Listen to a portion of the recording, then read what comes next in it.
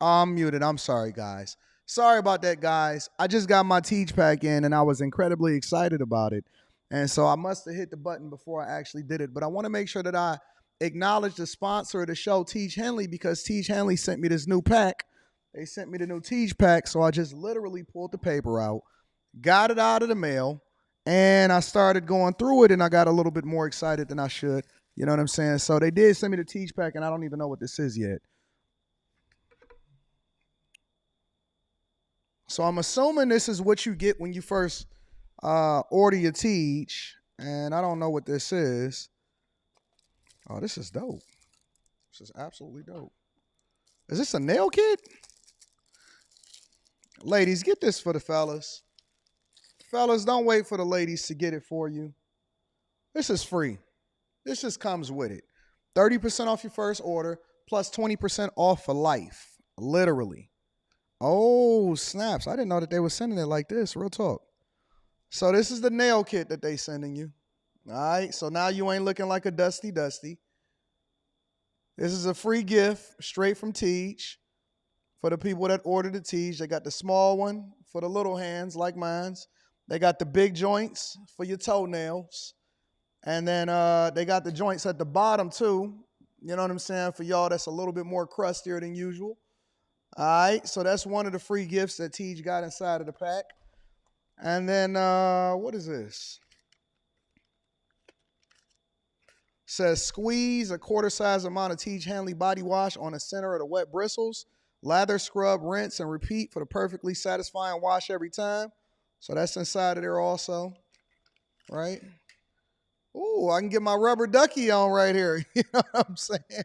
So shout out to Tiege for sending me that uncomplicated skincare for men. And then what we got in here? We got the actual Tiege pack, right? So this is the normal Tiege pack, but then they gave me the supersized joint for the people. They wanted me to show the people exactly what they got when they ordered that first Tiege pack, when you're getting your 30% off your first order, and then you get your free gifts. You get 2 free gifts, and then the 20% off for life. So the 20% off for life is a new thing. And dang, I ain't even got my keys on me to open this up. Maybe I can use the little nail clipper thing. I ain't got to buy no nail clipper for my new joint downtown. And then you get all of the washes, all of the scrubs, all of the AM, the PMs, and all of that stuff. So you got the whole thing inside of there for you to make sure you take care of yourself. But you got to make sure you take care of it every day. Right? We don't want to miss days. We don't want to be looking like dusties. It does not absolve you from being able to make sure that you brush your teeth. Brush your teeth. It don't fix the teeth problem. Don't fix you ironing your clothes. Don't fix you being able to take care of your business. But it absolutely makes sure that your skin is phenomenal, even when you're going between shaves. You know what I'm saying? So shout out to Tiege Hanley. We absolutely appreciate you. Thank you for continuing to hold us down. I might do an official Tiege commercial, but I like just talking authentically to the people. I like giving the people the authentic look of what it is that you're dealing with, and I want you to hear from me personally, because anybody can do that little pitch and they can make some little videos, but very few of us can actually speak to the products of exactly what it is that you're supposed to use. So yeah, Tiege Hanley, 30% off your first order, and then 20% off for life. That's the Anton Daniels pack, 20% off for life. Using any other Tiege pack, make sure that you go ahead and let that go. And make sure you tap into the link that's in the description and take care of it, all right? Y'all ready to get started with the show? What's going on? It's Anton from AntonDaniels.com. I appreciate you guys for continuing to rock with me. We got a big show for y'all today, and that we got a lot of subjects that we want to cover. I appreciate y'all for tuning in for last night to the Q show. It is Tuesday, April 2nd, no longer April 1st, so you ain't got to worry about no April 1st jokes. Tuesday, April 2nd, 2024, year of our Lord. What up, though? So, what are we doing today? We got after hours tonight, the Millionaire Morning Show in the morning, and then tomorrow we're going to do the Hardly Initiated, right? Hardly Initiated comes on at 8 p.m. Eastern Standard tomorrow. I'm going to be on there. I'm going to expect for y'all to be able to tap in with that. And then in addition to that, we going right after we get off of Hardly Initiated, we going straight into the regular live stream, and maybe a little bit later, depending on how long we stay on the Hardly Initiated podcast. But we're going to go right into what we doing on Wednesday night like normal. We don't miss. We take care of business. We on top of it. And we going to make sure that we on top of everything. Let me know how y'all feeling today and how y'all recharge, re-energize. Tell me that you felt good last night. You got 8 hours of sleep, 7 hours of sleep. You at work. You taking care of business. You on top of things. What's going on, friends? What's happening? Y'all tapped into the Patreon? Wait. I seen a lot of people sign up for the Patreon. We over 6,100 people strong. But for some reason, I'm thinking, and this is just the suspicion within me, for some reason, I'm thinking that there's some people out here that did not take care of business and join in the first of the month, the beginning of the month. Stock Club will take place on Friday. Stock Club is Friday morning, okay? So it'll probably be about 10 a.m. Eastern, 7 a.m. Pacific, 8 a.m. All right, let me do it like this. 7 a.m. Pacific, 8 a.m. Mountain, 9 a.m. Central, and then 10 a.m. Eastern. This Friday is Stock Club. We are going to be live streaming live from the Patreon. If you are not a part of the Bag Chasers, if you're not a part of the Patreon, you need to tap in, and you need to make sure that you get into the Discord, which is attached to any of the most recent videos or any of the most recent videos inside of the description inside of the Patreon. So if you're not a part of the Bag Chasers, if you're not a part of the Patreon, you missed out on yesterday because you said, oh, it's going to be April Fool's. Okay, what's the second best day to join the Patreon? The second day of the month. All right? So make sure you get in on that because we got to talk about it. I'm even going to cover something in Quick Hits that I told y'all that I had walked away from as far as my Magnificent Seven, and then I reinvested my money in something completely different. So we're going to go into that. Pacific is 3 hours, right? Pacific is 3 hours behind. So you got Pacific, 3 hours, Mountain is 2 hours, Central is 1 hour, and then Eastern is the time that I'm operating off of, all right? Yeah. We getting into it. All right, y'all. Y'all ready? Shout out to Marquita Moorhead. Says she a new sub. Been lurking for a minute, but today is her day.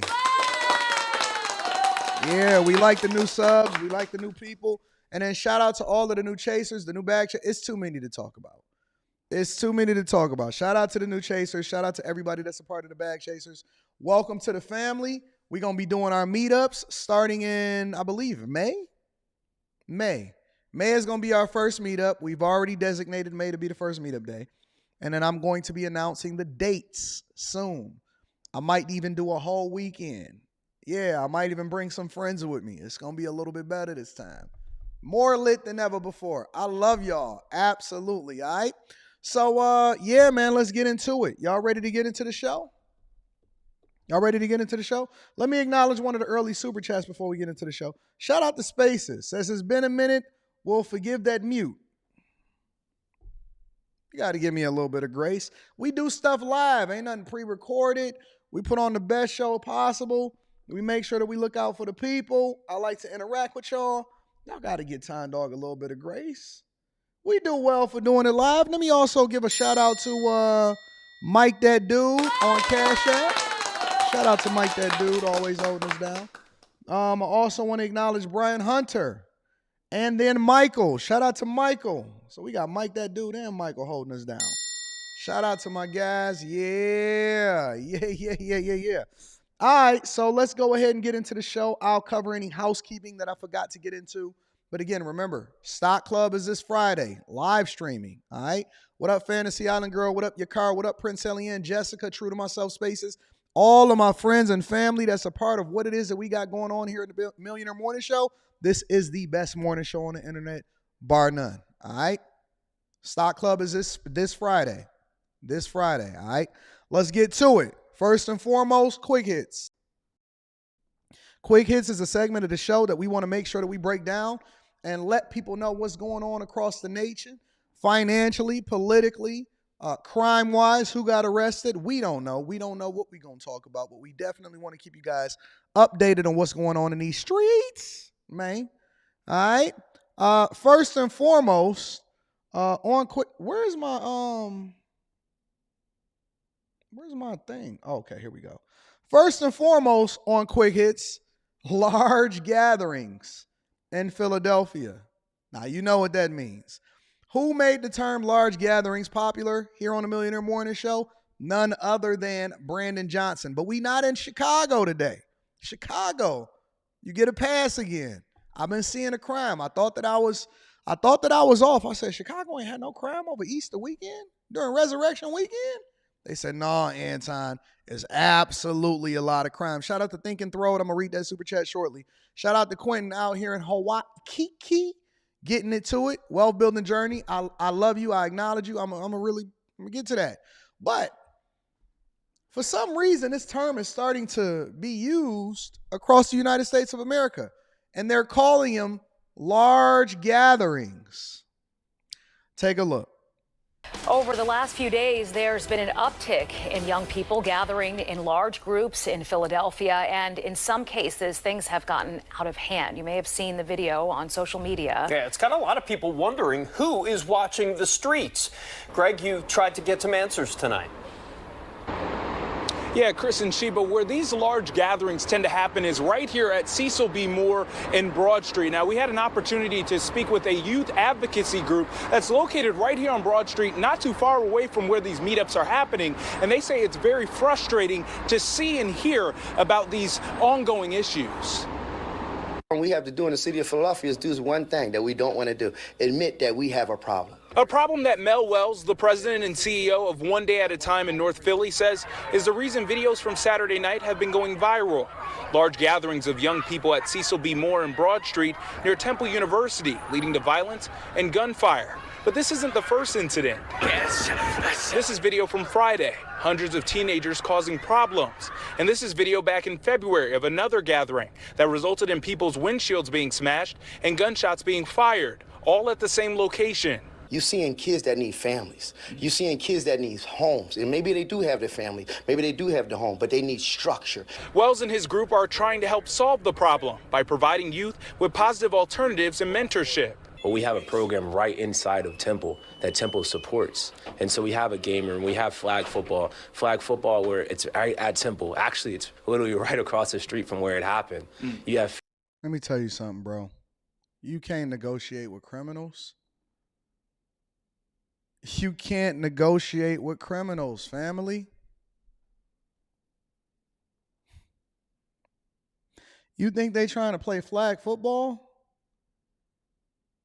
They out there stomping on windshields. You think that that's going to stop people from doing what they want to do? 50 kids that are coming and out. God bless them. God bless the people that's of the community that's trying to help your kids, even though you let them out the house and they ain't got no home training and you don't know where they are at night. You have basketball still at Temple. You have all these safe spaces. Why are we doing that? Because that's where they can get connected to a mentor. But officials say fixing the issue doesn't just start and end with the kids. It takes the city, police, organizations, and most importantly, the parents, who the group says they are always trying to work with. Those who all been affected by the devastation of poverty. That's what you see going on right now. It's always poverty's fault. You know,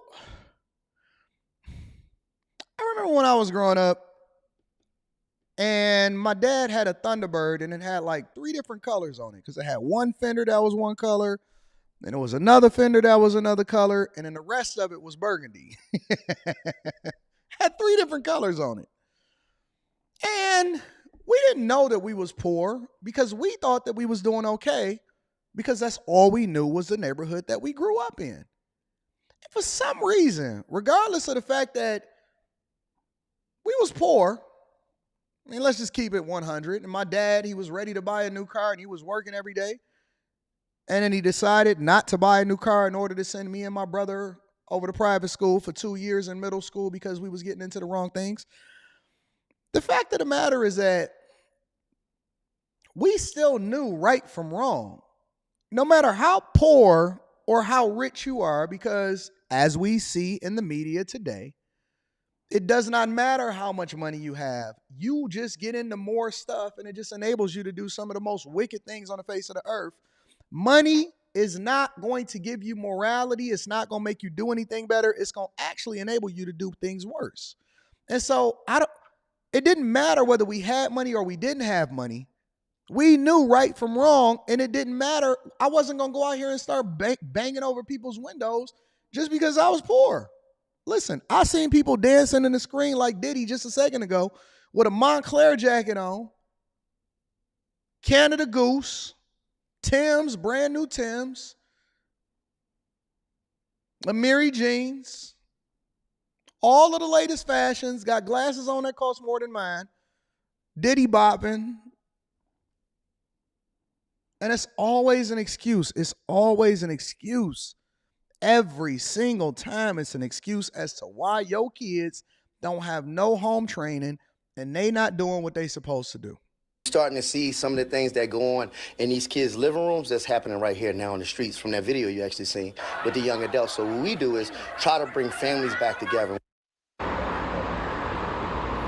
Now, we did try to get in contact with the mayor's office and also the Philadelphia Police Department to get some comment in regards to what they're looking to do in the future to try to prevent this from happening, but we have not heard back from them yet. But the Temple University... Somebody said, you had parents. Somebody instilled right and wrong for you. Bro, you disconnected. Wait a minute, though. I thought y'all said that people should be able to do what they want to do and I should not involve myself with what right and wrong looks like as far as trying to tell y'all how it is that y'all supposed to have family structure. What will prevent your kids from being out here in the streets while you at work at night? Listen, I'm not disconnected. I'm very connected. I'm very much connected. I know that you opening up your legs to have children with a dude that don't care nothing about you is going to put you at a disadvantage, and your kid is going to be trying to steal my kid's tires off of their car. And so what I'm trying to convince you is maybe you should not have children out of wedlock. Maybe you shouldn't rob people. Maybe you should wait till you have resources so that you can then raise your kids the right way. Maybe you should give them a stable household. Maybe you should get yourself together so that you don't then weaponize the children against the father that you then wind up walking away from when you decide that you want to get a divorce. I don't understand. Why do I have to be connected to your bad behavior in order to call out what it looks like and to be honest about what the truth is? Why do y'all want somebody to be able to feel your pain before you start to acknowledge the fact that you messed up your children's lives? And then why do you always want to hold me accountable instead of holding your parents accountable for what it is that they did to you? You are the recipient of bad parents. It's not Anton's fault for calling it out. It's your parents' fault for not doing what it is that I'm saying and I'm calling out. And these are not large gatherings. These are mobs. Angry kids, mobs. But you're not going to get the point until they mollywop you in the head when you're trying to get home from the movies at night. The police department did release a statement in regards to this situation. They say a lot of times they tend to have police officers here patrolling this area. They at least have a vehicle here, but they say that they're going to continue to try to monitor and try to see if there's other things they can do to prevent this bad behavior from happening. But at the same time, they want to make sure they are not infringing on the rights of these youth to be able to gather in the first place. I didn't know that kids had rights. When did kids start getting rights? Rights, infringing on the rights of the youth. When I was coming up, my dad and my mom, they say, "Oh, you don't get no say so in here. You eat what I put on the table. You do what I told you to do. You ain't at the house at the time that I tell you to get into the house. I show you. Where's my belt at? I'll show you your rights. I don't have my belt on me right now because I got on my joggers.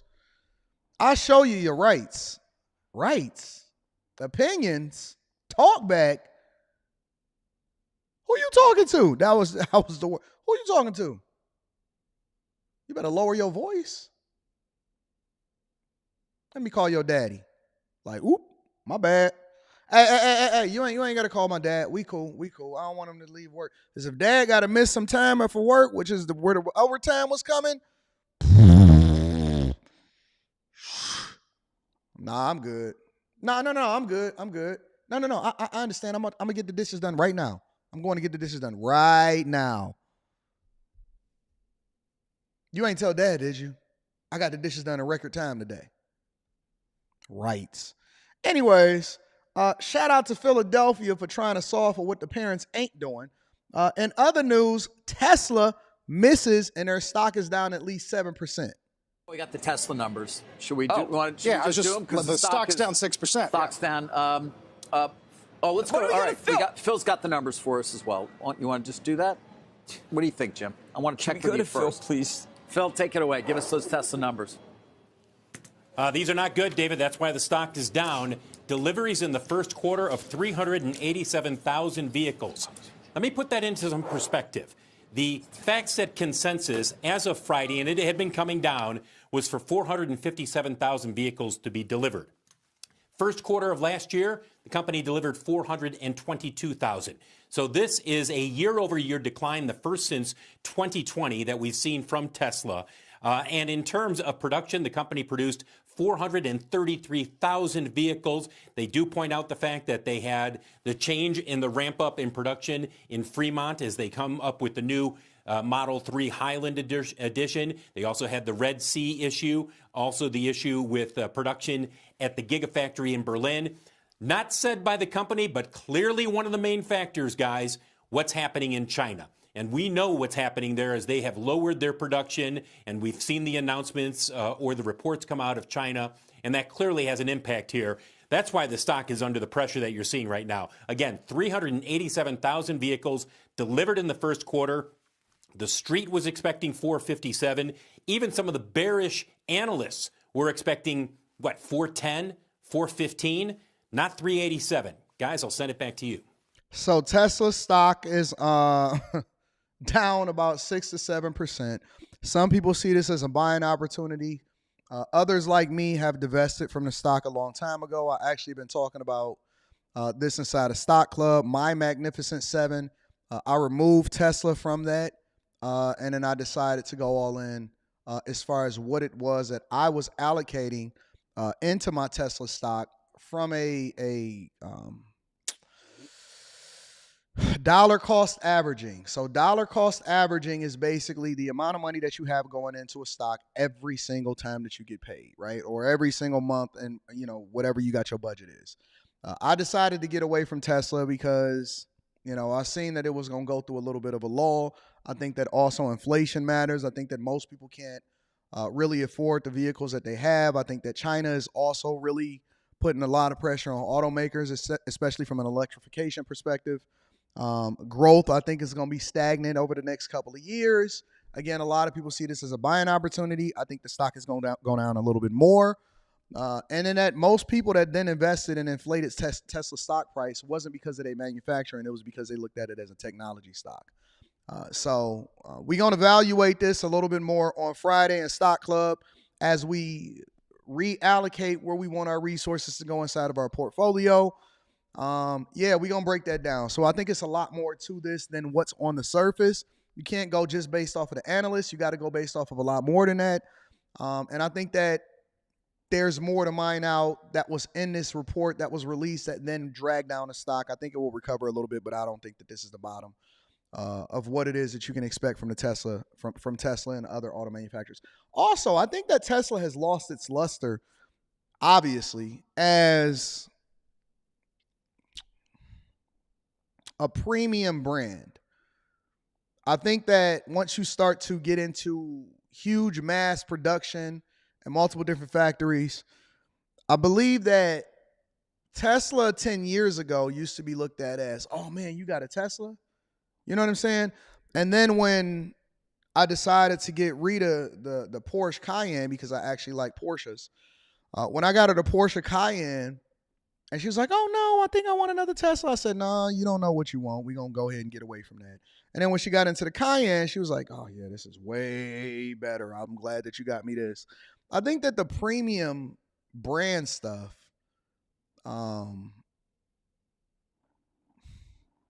it kind of lost its luster.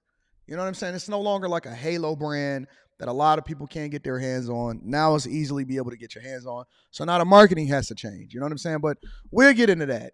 And then last but not least, AT&T had a breach. And then this is what you should know about the breach from AT&T. Tonight, a massive data breach of 73 million current and former AT&T customers to tell you about. The company says sensitive data, including social security numbers, were exposed. Users started getting notified over the weekend. CBS's Jolene Kent reports what you can do to protect yourself. AT&T now doing damage control after revealing that the personal data of about 1 in 5 Americans was stolen and leaked on the dark web 2 weeks ago. The telecom giant says 7.6 million current account holders have been impacted, along. Was this when everything started slowing down and everybody was like, oh my God, my phone ain't working and stuff like that? Was this a part of that breach? A lot of people look at this and they say, oh man, what's going on with AT&T, the breach? I got to protect my data. You know what I look at? I'm like, man, this just shows me that cybersecurity is going to be even bigger going forward. When y'all have y'all kids going to college, or even when you decide to switch over into a different profession, look at the industry and look at what the industry is going to need over the next 10, 20, 30 years. That's the industry that you want to get into. All right. It may be a little bit more difficult for you to break in. It may be difficult for you to get your feet wet. But I'm telling you, once you get in, you basically rich for life. No matter what happens, right? Regardless of what's happening on the internet, no matter what's happening in my businesses, real estate, whatever, I'll always be able to go and get a bag from what I got my degree in, for what it is that I study, for what it is that I do for a living. And so I'm not looking at this breach and I'm saying, oh my God, this is what happened. I'm looking at it and saying, are y'all making the adjustments to what you think you should go into when it comes to STEM fields? Maybe you should put off getting that underwater basket weaving degree, and because I have AT&T and I'm not worried about it. Maybe you should put off getting that underwater basket weaving degree or going into African American studies, and maybe you should pivot in it. You know what I'm saying? With more than 65 million former customers. Among the compromised information, full names, social security numbers, and dates of birth. Most of that data from 2019 or earlier. If you've been affected by this, what's the first thing you should do? The first thing I would do is make sure that no one is using my social security number to open a new account. Checking your credit records, and even considering doing a credit freeze, going to each of the 3 major credit bureaus and say, hey, don't let anyone open new accounts in my name right now. I wonder if the scammers in Atlanta got their hands on some of this information. This breach is the latest in a string of high-profile hacks. In 2023 alone, there were over 3,200 data compromises in the U.S., a 78% surge compared to the year before. AT&T says it's launched a robust investigation, is resetting passcodes, and will notify users affected by mail and email, which creates another opportunity for cyber criminals. Phishing.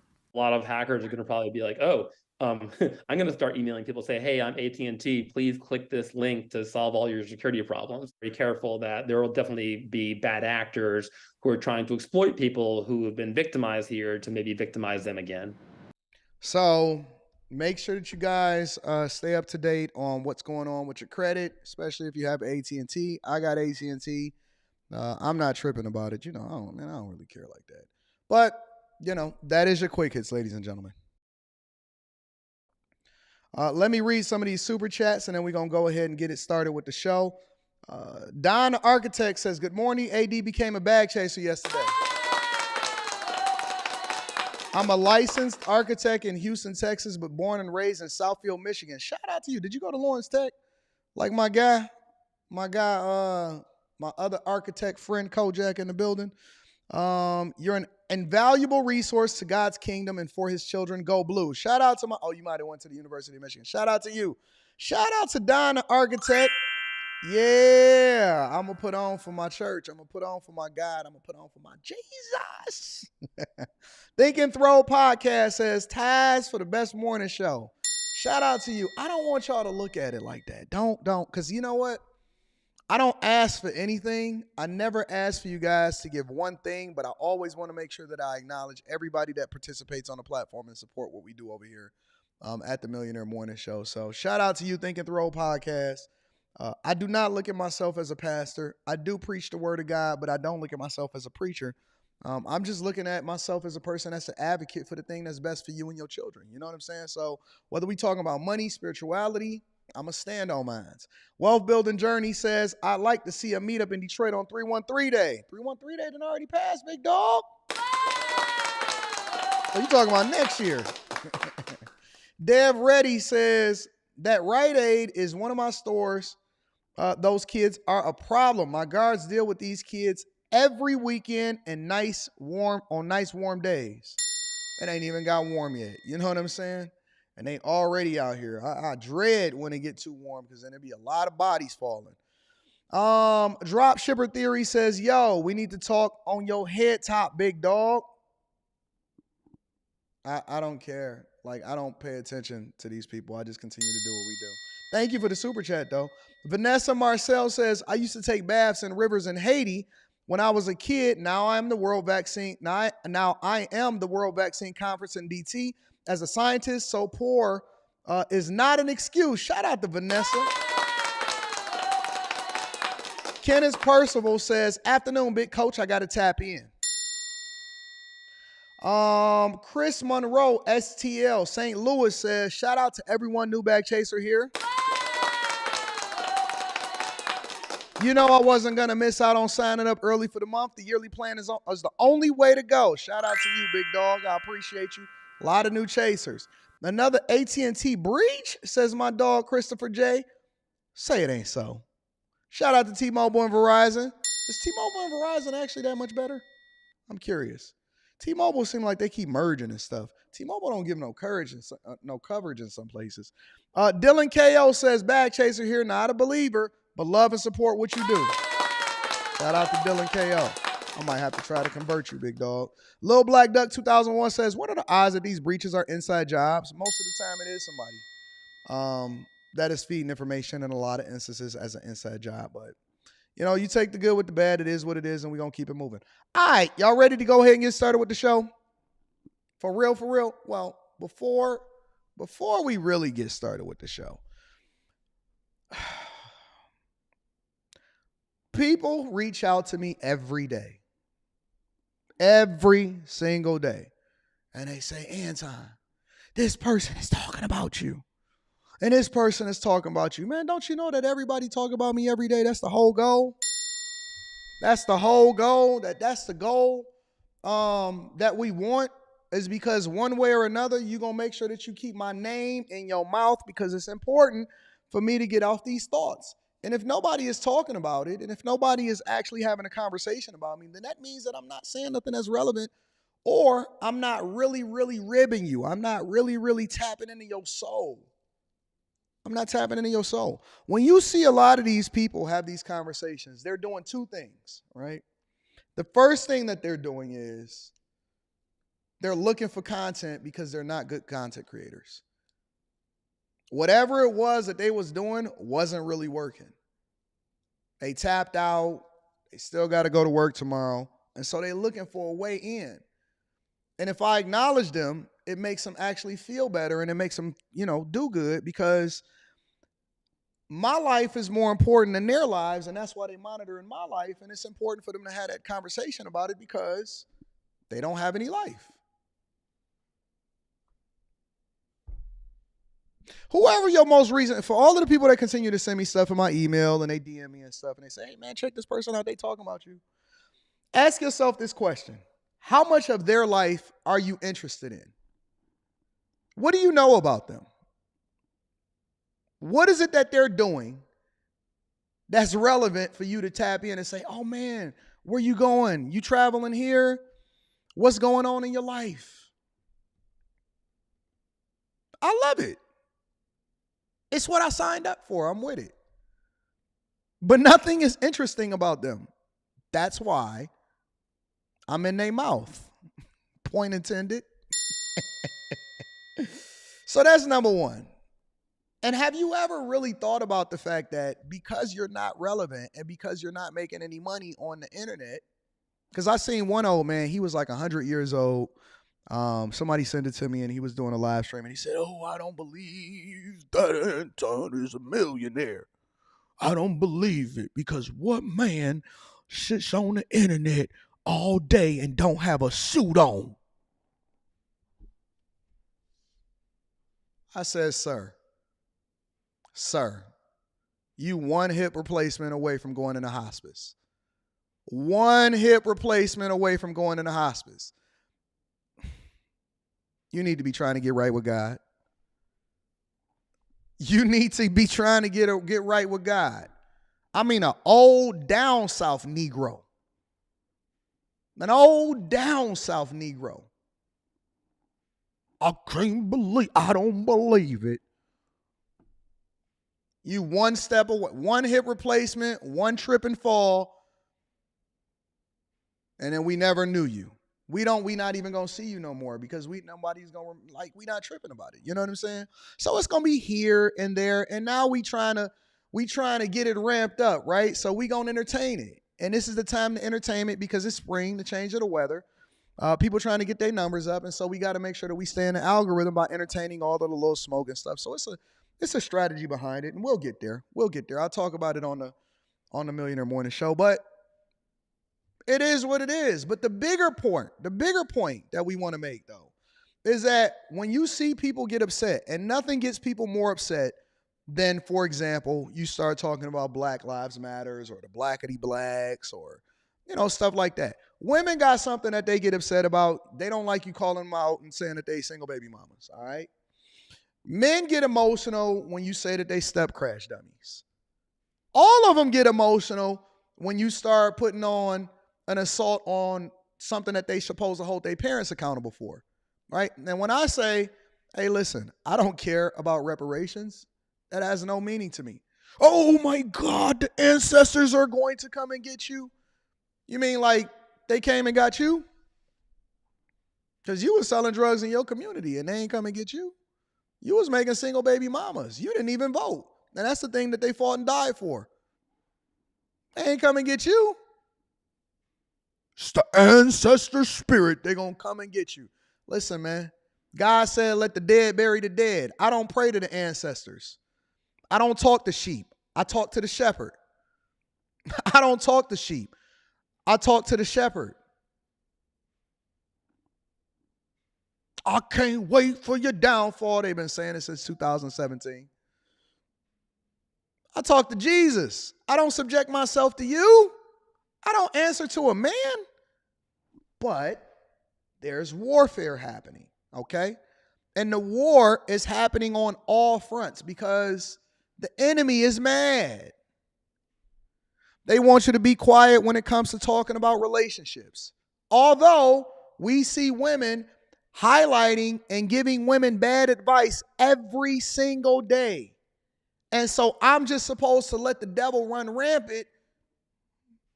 Why would I do that?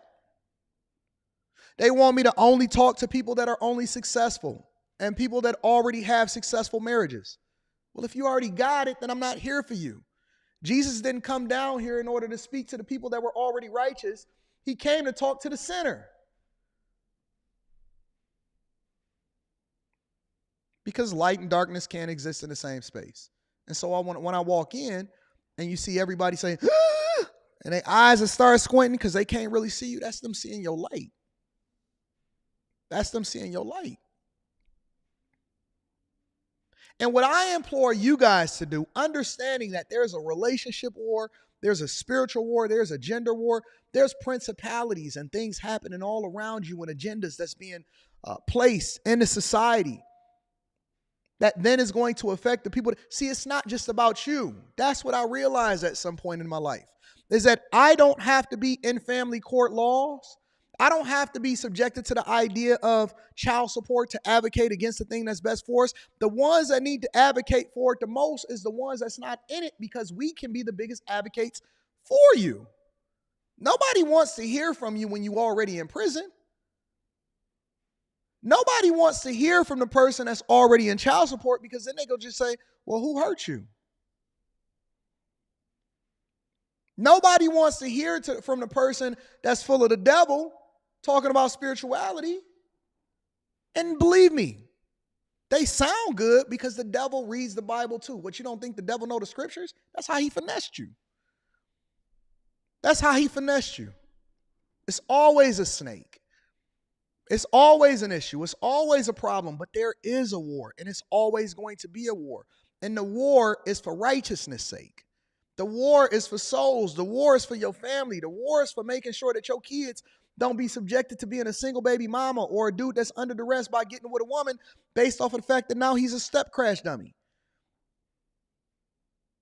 It's good versus bad. There is no middle. And so at some point, you're going to have to pick a side, right? I'm living it. I'm living it. Every single day, I'm living it. Real talk. My life is on the line every single day. I put my whole life on the line. It don't matter how many times I show my bank account. I don't believe that he a millionaire. It ain't even about whether I'm a millionaire or not. It's giving you the motivation and showing you the receipts because you need to know who real and who fake. Because you'll know them by their fruits. Anybody can talk it. Very few people can actually show you the receipts. That's why I show you the receipts. That's how you know who my wife is. That's why you know what's in my bank accounts and in my brokerage accounts. That's why you know what my spending summary is. I'm not doing it because I need it for me. I already got it. I'm doing it so I can help you to understand and separate the real from the fake. Because you don't require anything from your pastor. You don't require anything from the people that call themselves your leaders when it comes to Black Lives Matters or spiritual or pro anything. They don't have to be married to a woman. They don't have to be good fathers to their children. They don't even have to have them in their household. They can go out here and do anything that they want to do, and the only thing that they have to do is throw on a dashiki with some fringes on it, and then all of a sudden, you valid. You stamped. All you got to do is go and knock a couple heads over, do a couple years in prison, and then all of a sudden, you a real one. Free Ray Ray. We don't advocate for the right thing. You know why I'm the enemy? Because I did it the right way, and because I stand in my masculinity, it then becomes a threat to other people that's pushing an agenda in your life that's not best for your children. You are who you are. I'm not going to sit here and try to change a 100-year-old man. He ain't changing. That dude's heart has been hardened since 1963. I'm not here for him. I'm not here for me. I'm not here for you. I'm here to lead this earth in a better place had I not been here. I'm not worried about you. I'm not worried about money. I'm not worried about relationships. Everything that I speak on, I already got it. I have the money. I have been married for over 20 years. I have been worshiping God and riding with God and Jesus Christ, and I talk to him every single day since I was born. I've been built for this. I've been conditioned for this. I don't get tired. I get emboldened. The more that you talk, the more I'm ready to go at you. I don't play defense. I play offense. I'm with this. I'm with it. I'm with the smoke. I want all the smoke. Every piece of smoke that you got, I'm with it. Let's get it. Everything you got, throw it out there in your arsenal. Just know, it's another side to that.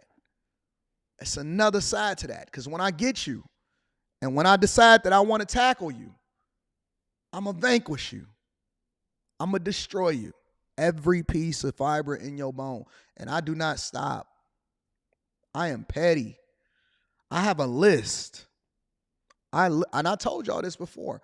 I have a list of demons that I need to vanquish. Some I've already done. Some not so much. And once they vanquished, I don't mention them again. They gone. There's no point in making them a martyr. I just want to destroy them. The problem is that all of the people that call themselves saints, all of the people that actually is in a successful relationship, all of the people that's actually successful when it comes to finances, they keep telling you that wealth whispers because they want you to shut up. I'm not shutting up. Why are the people that's good quiet? Why are the soldiers chilling and eating bonbons in slow motion? What, you thought that you got rich so you can chill and retire? You thought that you got successful in your relationship so that you can love on your chick and just sit around all day in slow motion? You thought you got girded up so that you can chill and lay out on the beach all day? That ain't what this is. That's not what we do. That's not what we do. We push until we die, until we become martyrs. We fight until it's over for every last soul. If it's one left, that's what we go and do. If it's one person that's in poverty, that's who we preach to. That's who we show the receipts to. If you talk to 1,000 people and it's only one that hear you, that's the soul that we gonna save. We not here for everybody. We here to pluck them out. We know that the majority of these people are gonna suffer. We know the majority of them is going to hell. We know that the majority of them is gonna be poor. We know that poverty is always gonna be amongst us. We're not here for the majority. We're not here for everybody. We're not here to fix you. We here for the one that can hear. We here for the one that's actually going to do the work. We here for the one that's going to grow. We here for the one that's going to change the world. It may not even be on our shoulders to fix the earth, to fix the world, to fix the community, to fix your finances. It may be somebody else that hearkens to your voice that you need to condition, that they need to hear it. They need somebody to grab them out of that dark space and then bring them over into the light. And that may be the person that come after you that wind up being the biggest motivator, the biggest example, the biggest piece of greatness that then go in and change the world or do way more than you ever could. So it's not about you. It's not about me. It's about the truth. It's about the truth. And yes, I do get richer every single day from being on the internet. Yeah. What you thought that I was going to let the demons get all of the money on the internet? Hell no. We getting every bag. We getting all of the money. Yes, I want every piece of money that comes on the internet. Absolutely. 100%.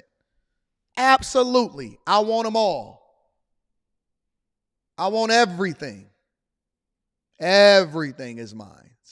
Yes, yes, yes, yes, yes. Send me the bags. Send me the bags. Send it to me. You on the internet for free. We getting the bags over here. We getting to the money. You on the internet for free. You scroll up Instagram and TikTok all day and don't get one dime out of it.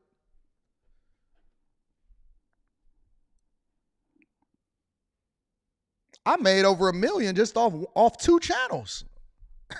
Better tap into the Patreon. I show the receipts. We made over $1 million just off of 2 channels. That ain't even including the other 3 that we got popping. That ain't including sponsorships. That ain't including none of that. Licensing. We did well over an M off 2 channels last year. And we show that in the Patreon. I show all my stuff in the Patreon. I can't believe. Sir.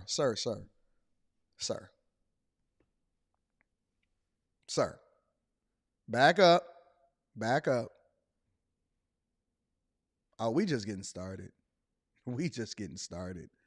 I actually got a video that I'm going to drop in about a week in the Patreon that actually shows my bag chasers exactly what software I use, how we edit our stuff, how we able to put out, the content that we put out, when we decide to live stream, what the numbers are behind it, what platforms is growing more than others.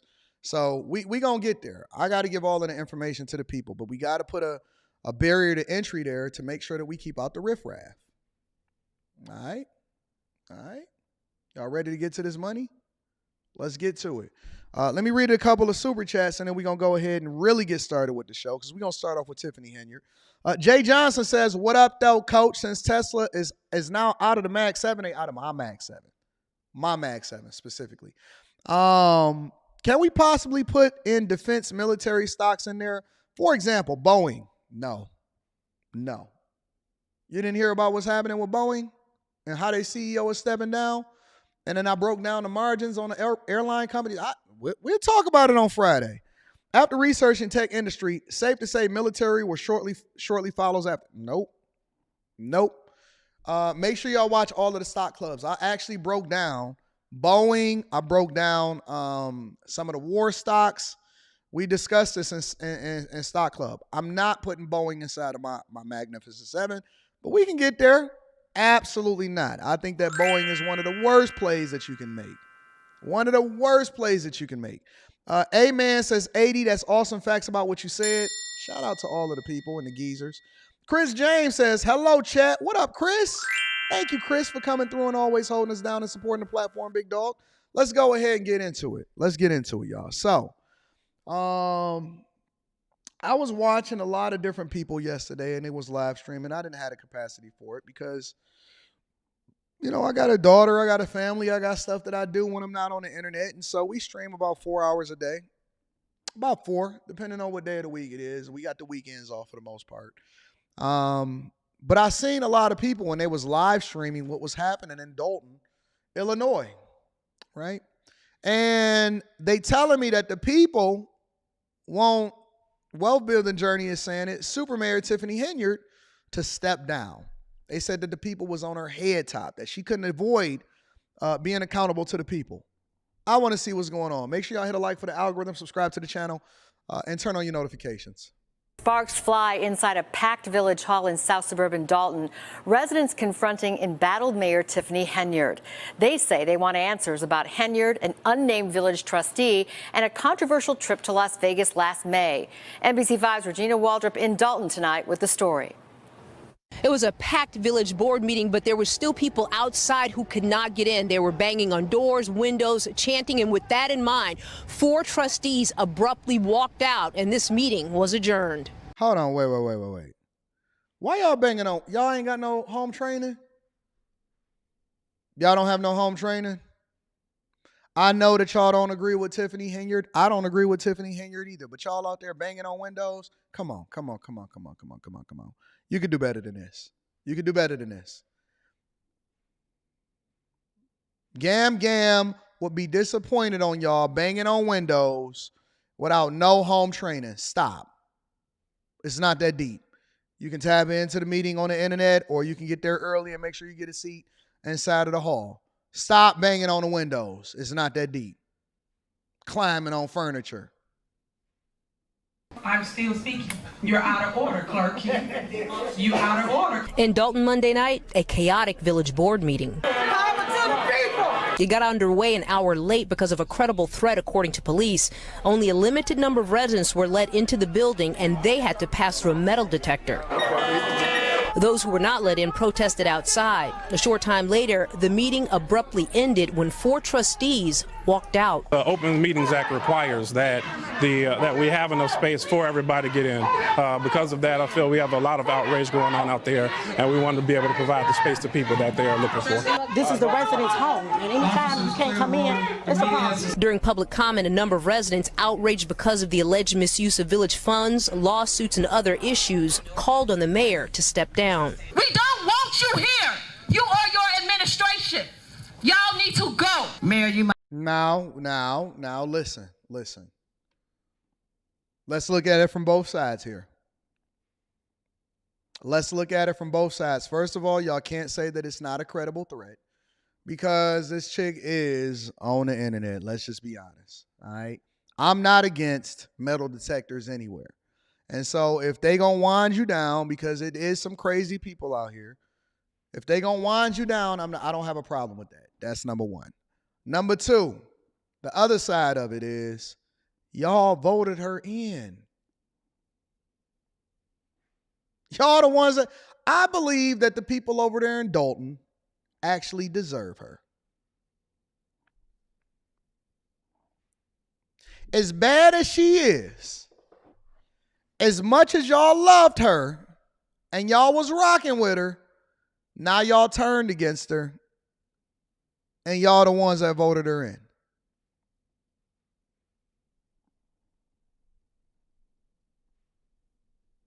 Y'all advocated for her.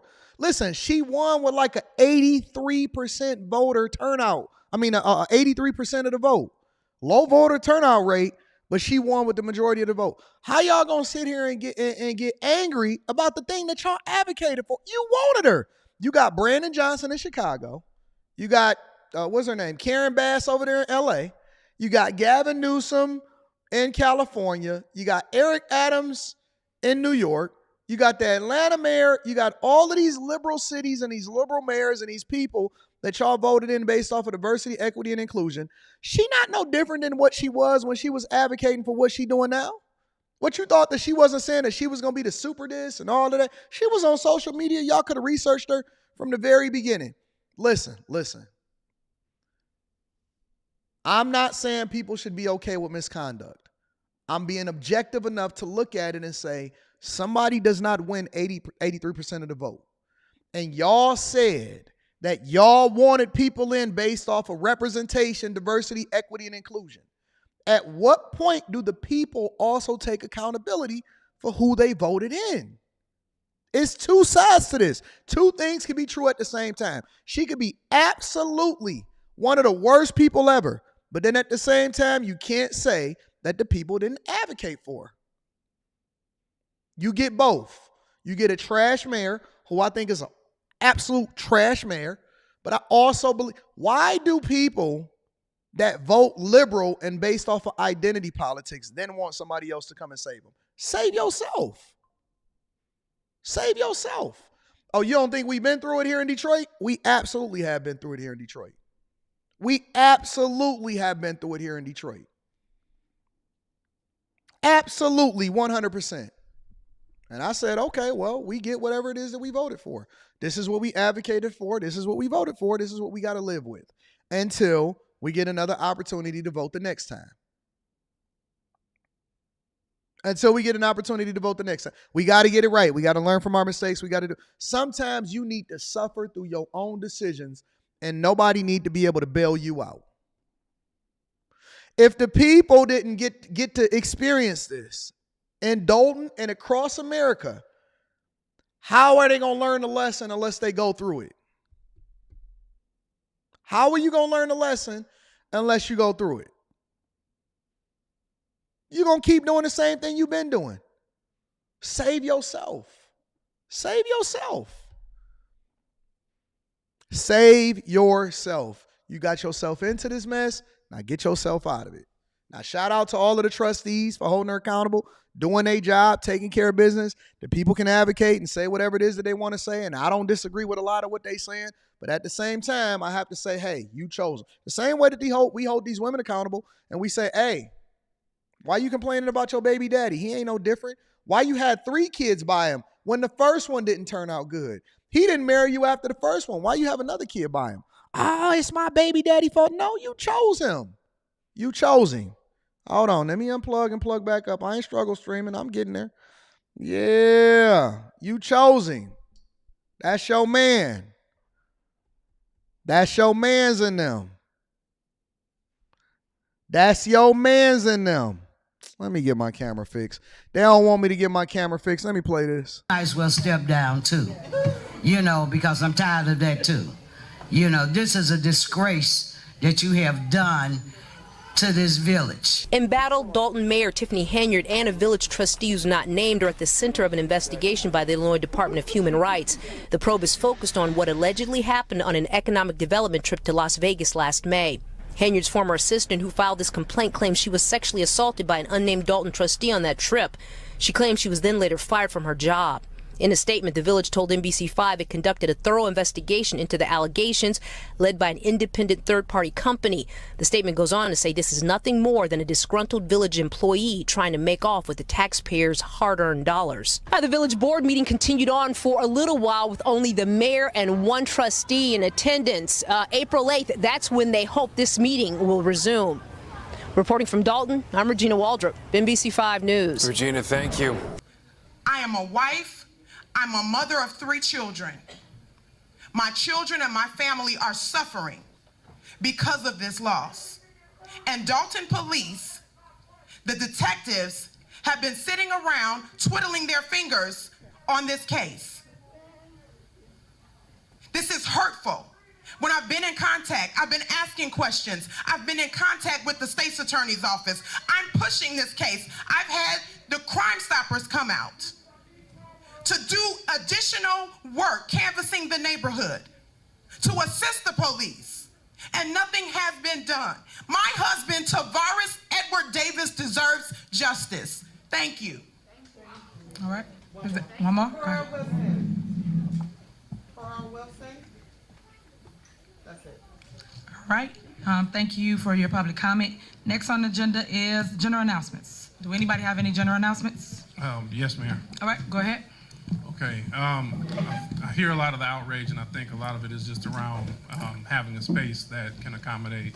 And I'm concerned also that there may be some violations of Open Meetings Act because we need to have a space when we know that there's this many people. As such, I'm going to make a motion that we postpone this meeting and continue the agenda to Monday, April 8th, a week from today at 6:30, Dalton Park District 14700 Evers. So that is my motion. Trustee, second. We are not postponing a meeting. We are Did you get my second, clerk? And basically, we have 2 items on the agenda. So we can basically continue with our meeting and get through the 2 items that's on the meeting. So my advice to the board is we are already here. Let's handle the business and not let the business handle you guys. We're not having no meeting at no Dalton Park District. So I'm just making that crystal clear. Clerk, what are you doing? You out of order. You out of order. Did I call the roll? Did I say call the roll? I'm still speaking. You're out of order, Clerk Key. You out of order, Clerk Key. Like, stop. Y'all out of order. Everybody want to run stuff. Y'all don't run this house over here. Stop, please. So, as I was stating, we need to continue with the business. We are here. People came to a meeting to hear we have been doing in our village. The department heads, the lawyer, everyone's here. So I'm asking for you guys to sit here and to deal with what's going on. Trustee Tammy And that's the problem that we have. Now, wonder why we have dysfunction? This is the reason. How come can't anybody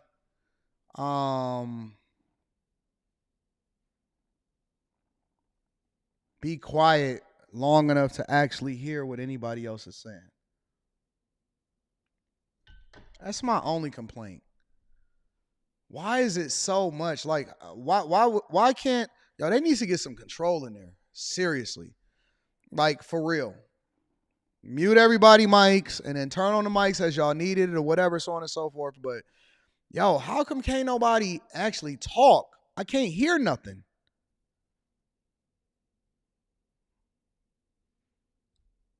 No matter what happens, regardless if you agree or disagree with her, you got to be quiet.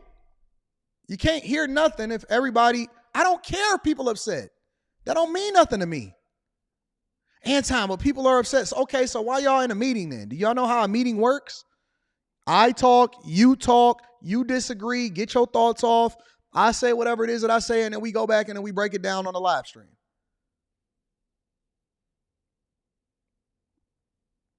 I want to hear what's going on. If y'all walk out, y'all walk out. We got business to handle. At 7:58. Okay. All right, so go ahead, handle your business, and we gonna handle ours.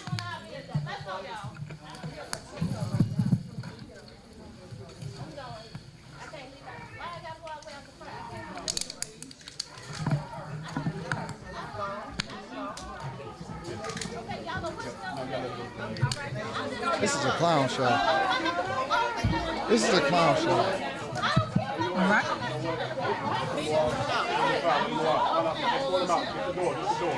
Get the door, something like a fish. No, to let y'all out. Let you out. What the heck is going on? Power to the people. Power to the president.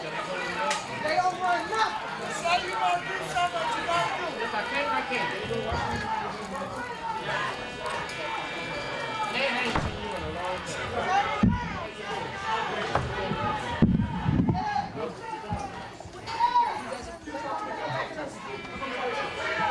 Is that my guy? The meeting. Hold on. Somebody at my door. Let me go get the strap.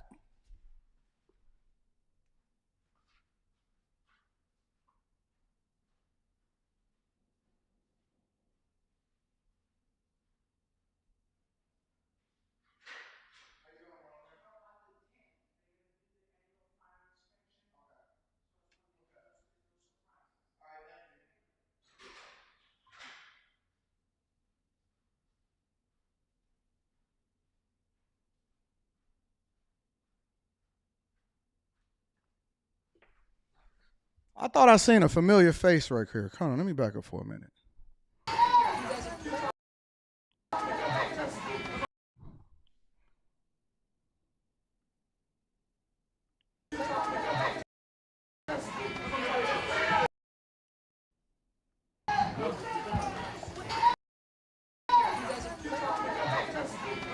Oh, that's not him.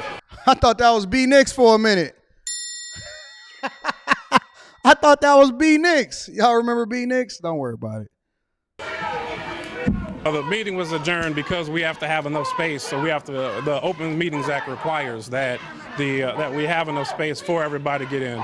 Because of that, I feel we have a lot of outrage going on out there, and we want to be able to provide the space to people that they are looking for. So when is the next meeting? Monday, May 8th. Monday, May 8th? Monday, April 8th, 6:30 p.m., Dalton Park District. Yes.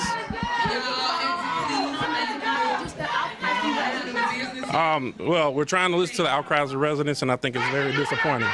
Yes. Everyone's frustrated at the moment. You're violating the ordinances. You're violating the residents' rights. They deserve, this is their house. This is the residents' home. And anytime you can't come in, it's a problem. Bring it forward. We are ITNUI, Norwood, NORWOOD. Thank you.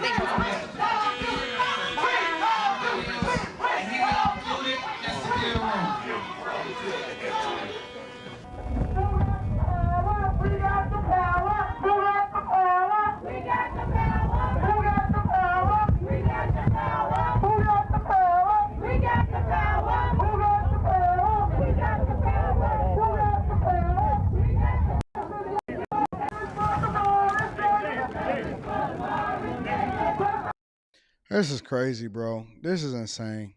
This is insane. This is bad. This is very, very, very bad. This is a bad look for everybody. I don't think that anybody comes out of this and they're the winners. I don't see no winners in this. I think that it's, all right, let me look at it from both perspectives and then we're going to move over into the next thing. On one hand, you have a mayor that's bad at her job, right? And she's not going to resign, though. She's not going to walk away. And the reason that she's not going to walk away is because it's her job. It's the only way for her to bring in resources. That's it. She's been getting the bag. Her total compensation probably exceeds $300,000 when you look at the benefits and everything that come with it. And so she's not going to step down. All of these people that's saying, oh my God, I want you to step down, get a position back. No, she's not going to do that. I knew that from the very beginning that she's not going to step down. Where else she going to go to where she making probably close to $300,000 in total compensation between two positions? So regardless of how much she messed up the city budget, she's going to fight for the position because that's the thing that pays her and takes care of her lifestyle and her family, and then she can do what she want to do when she want to do it. And so until you take her out by voting her out of there, or if she left walking out in handcuffs, she's not going to leave. What y'all think, that she got a bag put up somewhere and all of this? That ain't happening. She's not going to go out. Now, on the other side of it, it looks horrible. A horrible display from the community all the way across the board. And why? Because this is the thing that y'all get when you don't participate, when you're not informed. You put her in this position. Forget the optics, forget the Photoshop, forget the Instagram pictures, forget the podcast that she got going on and all of that. This is what y'all asked for. This is what y'all asked for. So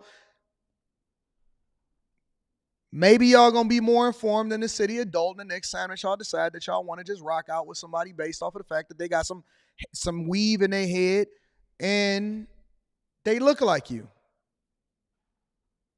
Now your property taxes is going up. You ain't got no power. Listen, you can go out there and protest all you want. You can have your bullhorns. You can do all of that. At the end of the day, you have no power at all. The power that you had was at the polls to determine. And see, this time you can't sit there and blame it on the white man. You can't blame it on the system. You can't say, well, my vote don't matters. From a local perspective, it matters more than it does on a national scale. Who is going to raise your taxes? Who is the person that decides the millages? Who is the person that's going to pay the bills? And who the person that's going to go over to Vegas and do whatever it is that they're doing? It matters. It matters. Every single person that represents you, and if they in an office, then they are a reflection of you in your city. And you can't just keep running because you ain't got nowhere to go. You too poor to move. You can't go no. Where you gonna go? Where you gonna go? You ain't got no skills.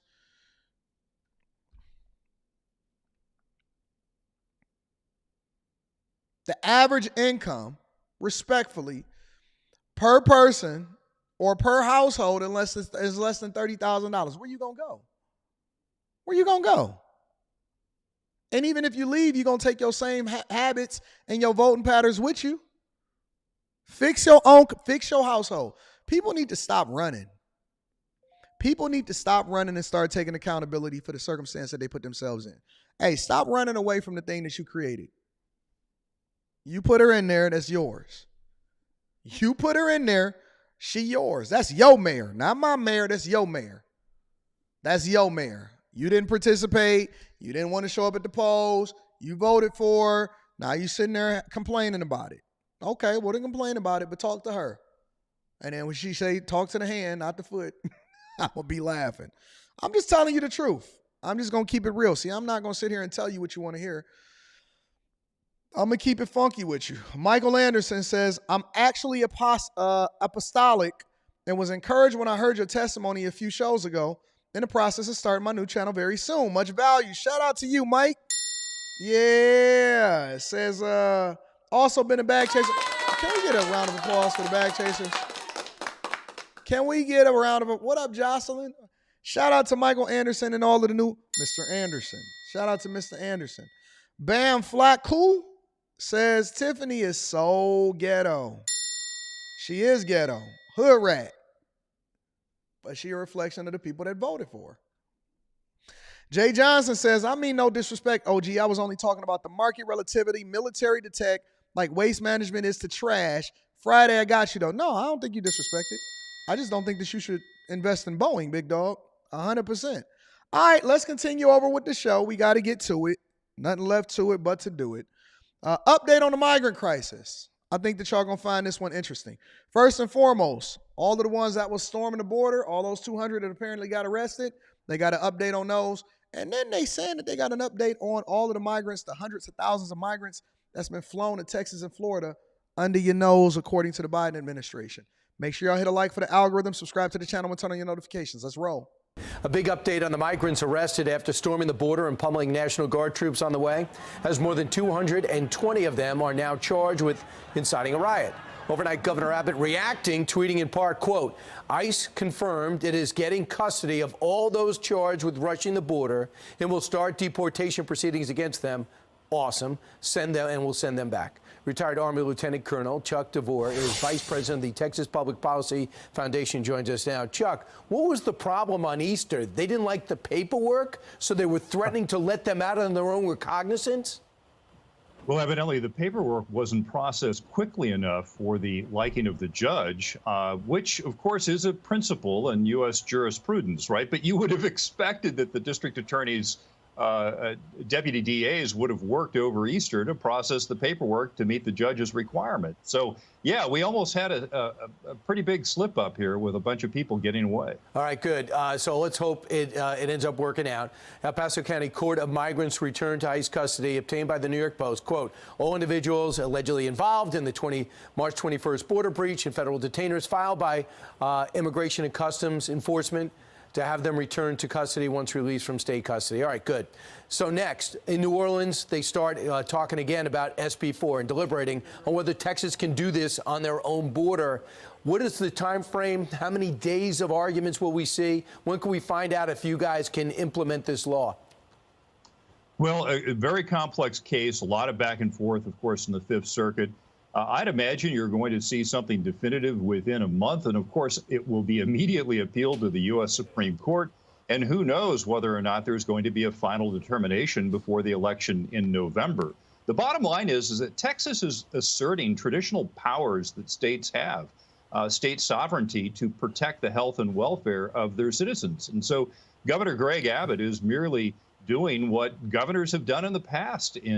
Shout out to Greg Abbott. I realize that governors have more power than we gave them credit for compared to the president and Congress members, so on and so forth. Once the pandemic hit, you started to see different governors exert so much power over their state. And in my opinion, those were the people that truly influenced what was going on in the election. Let me say that again. The people that was running your state are the ones that ultimately influenced what happened in the last election. It wasn't the storming of the Capitol. It wasn't the pandemic itself. It wasn't George Floyd and Black Lives Matters. It wasn't the messages that was being promoted on social media as a result of you don't vote for me, you're not black. It wasn't any of that. I think what really happened, in my opinion, in my personal opinion, is that what really influenced the last election was how you were communicated to and all of the residual effects and the distractions that was happening during the pandemic.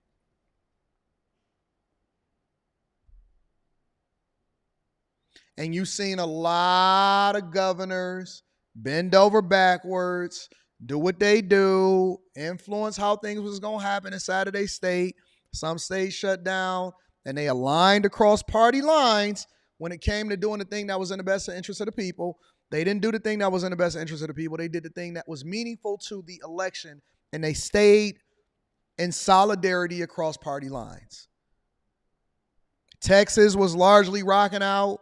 Florida was rocking out. I wound up moving to Florida for like 3 or 4 months during the, like 3.5 months during the pandemic itself. And I think that it impacted things. It influenced things. It impacted things. And then it swayed how people felt because people vote based off of their emotions. And it's no different right here. When you seen Greg Abbott say, hey, listen, I don't care what you're doing. This is what we doing over here in Texas in order to protect our borders because you're leaving our borders wide open. In a way, it kind of superseded what was happening on a national scale. Meanwhile, Fox News is also reporting on what details is being revealed lately about the secret flights and the migrants that was happening over here, the migrant crisis that was happening over here in this country. Major update on the Biden administration's secret migrant flights. Brand new analysis showing the previously undisclosed cities where the White House flew in 386,000 illegal immigrants from unknown countries. Why would, okay, you got to ask yourself this question. I know that y'all riding with Biden. I know that every time I drop something even remotely political as far as what our culture is like, and then related back to what's happening on the political spectrum on the Anton Daniels channel, that I see people that's in my comments that say, well, Trump still ain't going to win and it's all about Biden. We got to get Biden back in office. I'm telling you, I see black people. I see white people. I see people of all creeds and colors come to the defense and they say, hey, man, we got to get Biden in office a second time. Really a fourth time. First Obama administration, Biden been running we one of the greatest politicians of all time, right? Here's my question. And I don't tell people how they should vote or why they should vote because everybody got a different reason. What I am telling people to do is to question everything because we are free thinkers over here, right? How do you fly in and why do you fly in 376,000 migrants from overseas into different cities?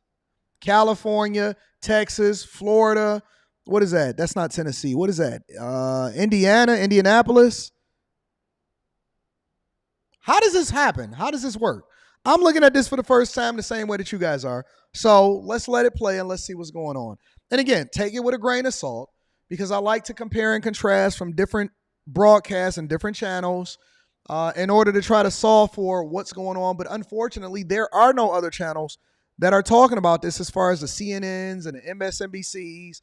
They're not talking about this. They're not having a conversation about migrants being flown in, allegedly, from other countries to the tune of almost 400,000 of them into the country and then into all of these different states. They're not talking about that, right?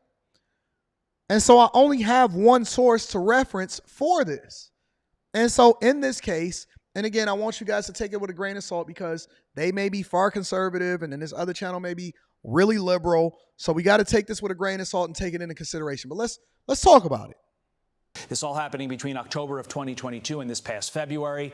326,000 of them went through Miami. Second on the list is Houston. No secret that governors Ron DeSantis and Greg Abbott are two of President Biden's biggest critics. Florida Congressman Corey Mills joins me now. Congressman, 90% of illegal migrants flown by President Biden in this secret flight issue thing that Biden did were to Governor DeSantis and Governor Abbott states. Is that merely a coincidence? Wait. So you telling me 90% of everybody that he flew into the country, he flew them into Florida and Texas? That's crazy. That's crazy. I have my thoughts. I know what I think. I'm trying to understand what you guys think. Because guess what? The migrant crisis is not something that's still popular to talk about. It came and it went, just like every other thing that y'all get outraged about. And I don't really see anybody else really talking about it. It's a few people. I'm giving them their credit. But I don't see any individual content creators talking about the migrant crisis anymore. We've been covering it for well over, 2.5 years at this point? I know your car. I'm looking at it. We've been covering it.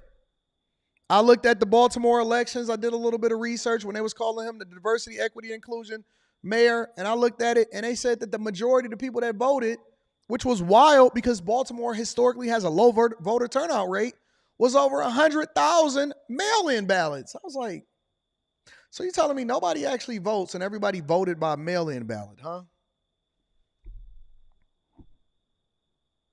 That's weird. So you're telling me the majority of the votes that came in Baltimore were mail-in ballots.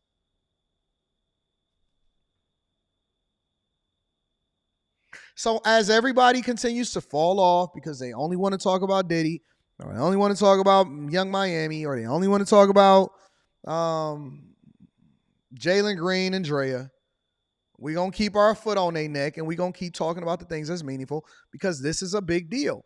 And everybody got their head in the sand based off of how they vote instead of being objective enough to actually call it what it is. This is not a popular topic to talk about right now because it's not in the news. It's not in the know. It's not trending right now. But we're going to talk about it. Well, not at all, Todd. And you know all too well that this is an attempt to retaliate against red states. You know, the governor here in Florida, as well as for in Texas, have continued to bust those to the sanctuary cities who claim that they want to have the immigrants that are coming into their cities, but yet they want to complain about them like Mayor Adams has done. Look, what we know so far from the investigator Bensman from the Center of Immigration Studies is that approximately 326,000 has come on what they're calling a humanitarian parole program. As you pointed out, from around October of 22 to February of 23, there's around 326,000 that we know of. He also stated, though, in his investigation that he had no cooperation with CBP or others to actually give him the real numbers. That means that when we're talking every single month, when we're saying 200,000 have crossed the border in this month, 175,000 in this month, that's not including this humanitarian parole program that Biden has set up to illegally go ahead and bring more criminal migrants from Honduras, from Venezuela, from Guatemala. And these are the countries who are dumping their prisons. And so you look at this, Todd, and you say, how is it that we have thousands and thousands of these angel families like Lake and Riley, or like our own Florida State Representative, that's Kyle, Keon Michaels, who basically also lost her son after being killed by a man who was deported 3 times. And so this is a real humanitarian, national security, and health crisis that is plaguing America, and Biden is doing this unconstitutionally into the state of Florida. Yeah, I had trouble saying the phrase humanitarian parole just because it doesn't seem very humanitarian to the individuals. Well, it's laughable. Like Laken Riley and her family. But is this just payback, or is there something more going on here? Because if I'm Joe Biden and, I don't know, maybe I want to change the makeup of an electorate, I funnel in 326,000 new voters who potentially are indebted to the Democratic Party to a state like Florida, where Governor DeSantis is crushing it in terms of winning elections lately, state level. Well, and not to mention the fact that these individuals that are coming in are actually being counted into our consensus statements. So when you're doing these consensus surveys and you're trying to determine what area has a high dense population for a representative, it's also modifying our maps when we actually are looking at elections. So even if you're saying that they don't count towards actually going into elections, they do count in the redistricting of making sure that you have certain population densities that are represented in each individual state and each individual district. And so this is absolutely intentional. This is the replacement theory by the Biden administration. You have 70 to 100,000 who die of fentanyl poisoning every single year. You've got angel families that are continuing to accumulate. This is an absolute violation of our sovereignty, and it's unconstitutional, and he should be impeached for this. And I hope that the Senate will take up and take seriously the impeachment articles that we have presented from the House that Speaker Johnson has now passed over to ensure that Mayorkas is not only impeached, but that we can go up the chain from there for those who are truly responsible, which is Joe Biden. Because I can tell you, Todd, as you know, this did not occur under President Trump. Thank you. So essentially, because nobody has ever provided an explanation, and I'm assuming that the White House always makes sure that whoever it is that can ask questions, they have to be very, very careful, and they have to play nice in order to be able to get back in and ask more questions. Nobody has ever explained to me. I have done extensive research to try to understand it. Nobody has explained to me how 320-something thousand, almost 400,000, between 326 and 376 migrants was just flown into the country and then dropped off 90% of them over in Florida and Texas. Nobody has ever explained that to me. I've done research. I try to make sure that I don't do too much research because I don't want to be researched. You know what I'm saying? Nobody has ever explained to me why this was a thing, how this happened, what agreements was going on, and why this makes sense. Nobody.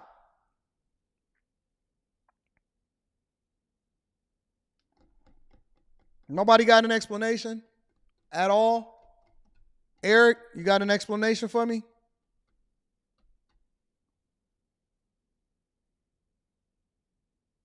Nobody can explain that to me. Eric, help me to understand why that makes sense. Eric Daniels in the chat. Shout out to my guy, Eric Daniels. I rock with him. Can you explain to me why they would fly over 376,000 migrants into the country personally, and what the costs were to taxpayers in order to do that? Anybody find Eric? Did Eric leave all of a sudden just right before I start talking about this?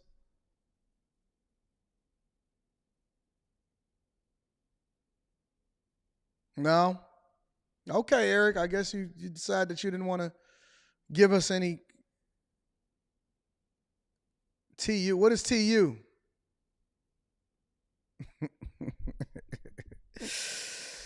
We're going to let Eric off the hook. Eric is a good guy. He just don't have no explanation for us. Jason Statham says, big shout out to Abbott, our legit last line of defense.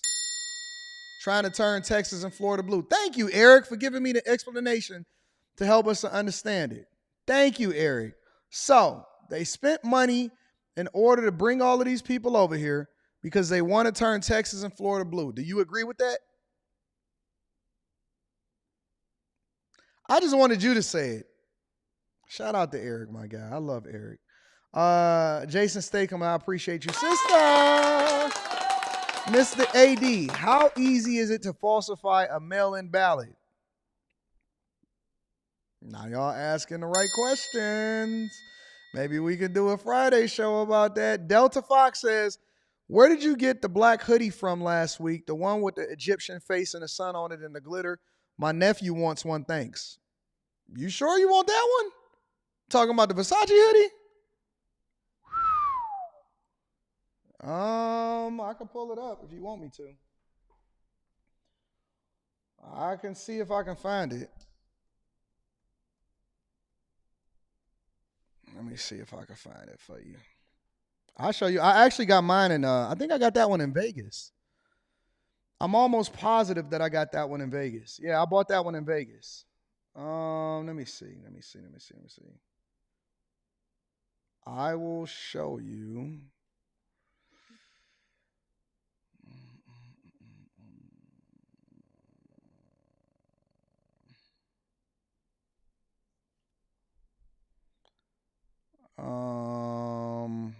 Because I don't think that they still have it anymore.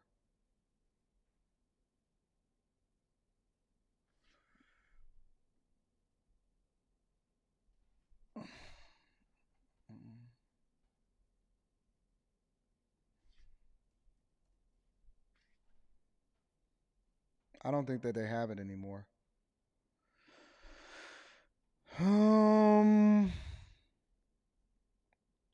I think I paid. You wouldn't believe me if I told you.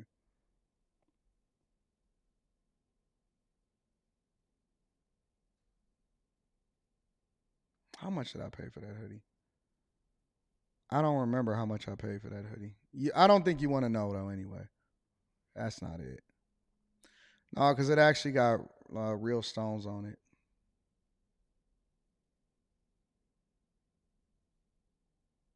I can call Rita. I think that she was there. This is it right here, I think. No, that's not it. That is not it. That is not it. I can call Rita. I think that she was there because we got it in Vegas at the Versace store in Vegas. I'll find out. Hey, listen, if anybody decide, I see somebody said, Sheldon Partridge said you shop at Versace, I'm unsubscribing. Okay, you ain't got to announce it. Just leave. Just go. Why do people feel like I need to make them feel good about them leaving? Okay. It's 230,000 more of us.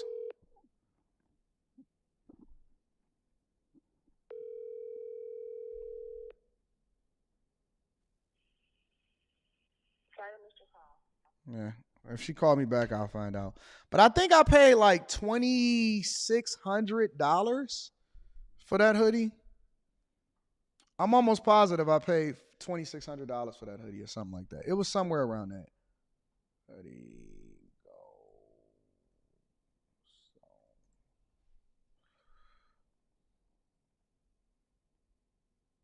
Yeah, it was like a one-off or something like that. So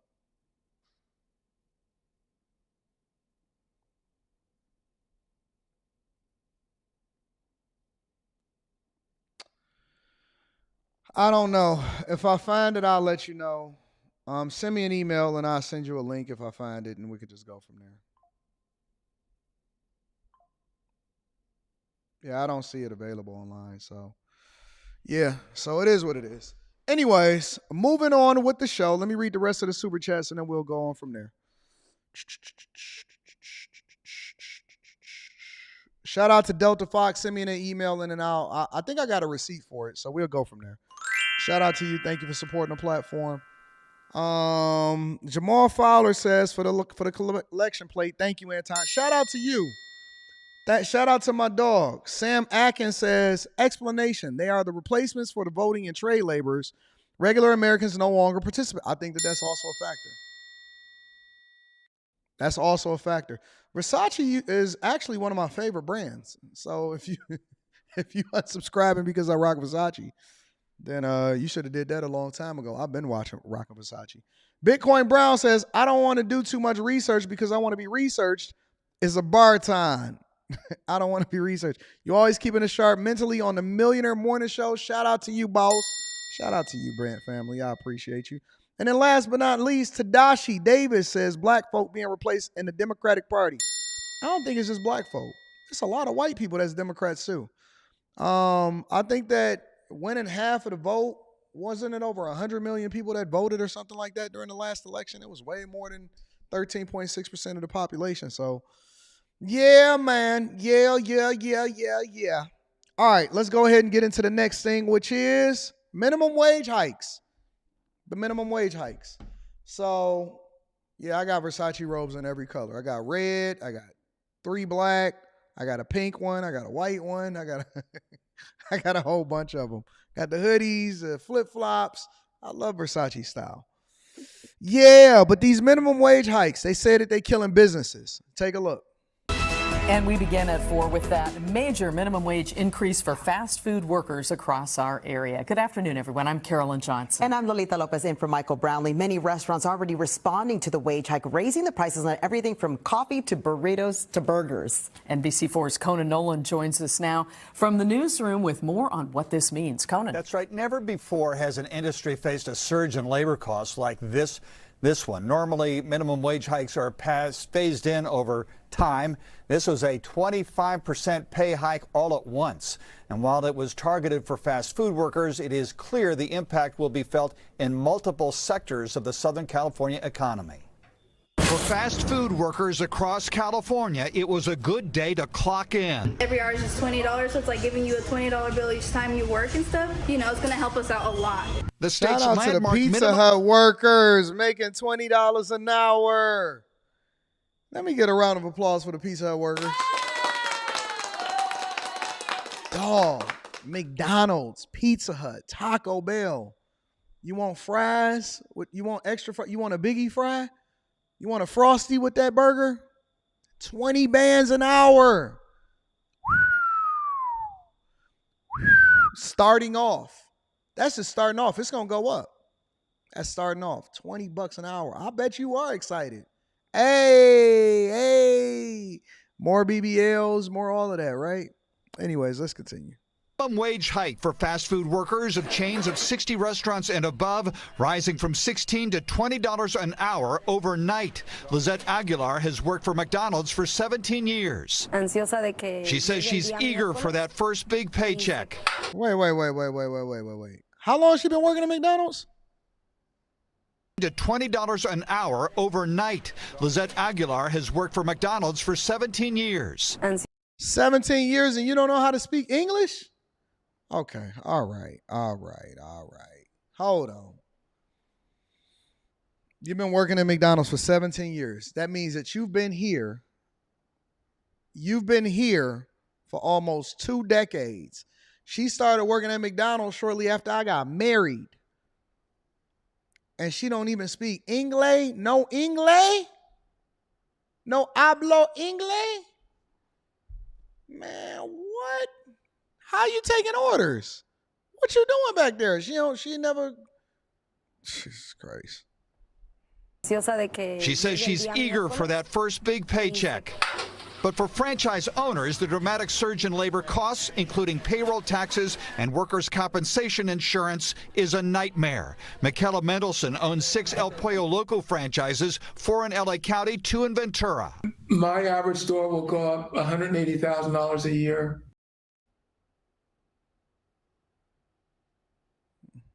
What am I looking at right now? See, listen, man, America is a weirdo country. This whole place is just full of weirdos. I don't even know if I'm honest to God. I don't even know what I'm looking at right now. I don't know what's talking, who's talking, how you identify, what your pronoun. I don't know nothing. What the heck is going on in America, y'all? Hold on. 2 in Ventura. My owns 6 El Pollo Loco. Compensation insurance is a nightmare. Michaela Mendelson owns 6 El Pollo Loco franchises, 4 in LA County, 2 in Ventura. My average store will go up $180,000 a year.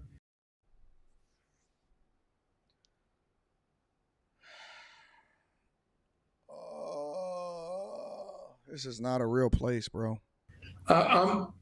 As of today, Conan, I'm well into the red. We're losing money.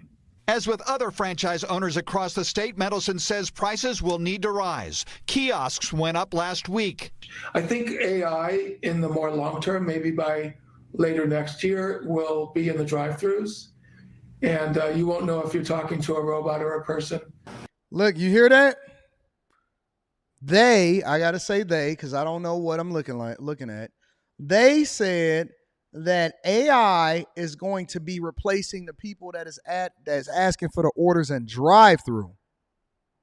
AI is going to be replacing the people that's even taking the orders and drive-through, meaning that they only gonna need one person, one to take out the trash, one to flip the burger. Actually, Flippy is coming. Flippy gonna be dropping the fries, flipping over the burgers.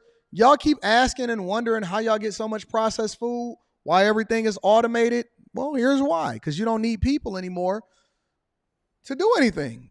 And y'all basically have priced yourself out and manufactured yourself out of a job. What you think, that AI is booming and that Nvidia stocks is booming and Microsoft stock is booming because people just like to ask ChatGPT questions? No, they leveraging the technology to make sure that they remove you out of there, because while you smiling today, they're going to get you out of there later. Yeah.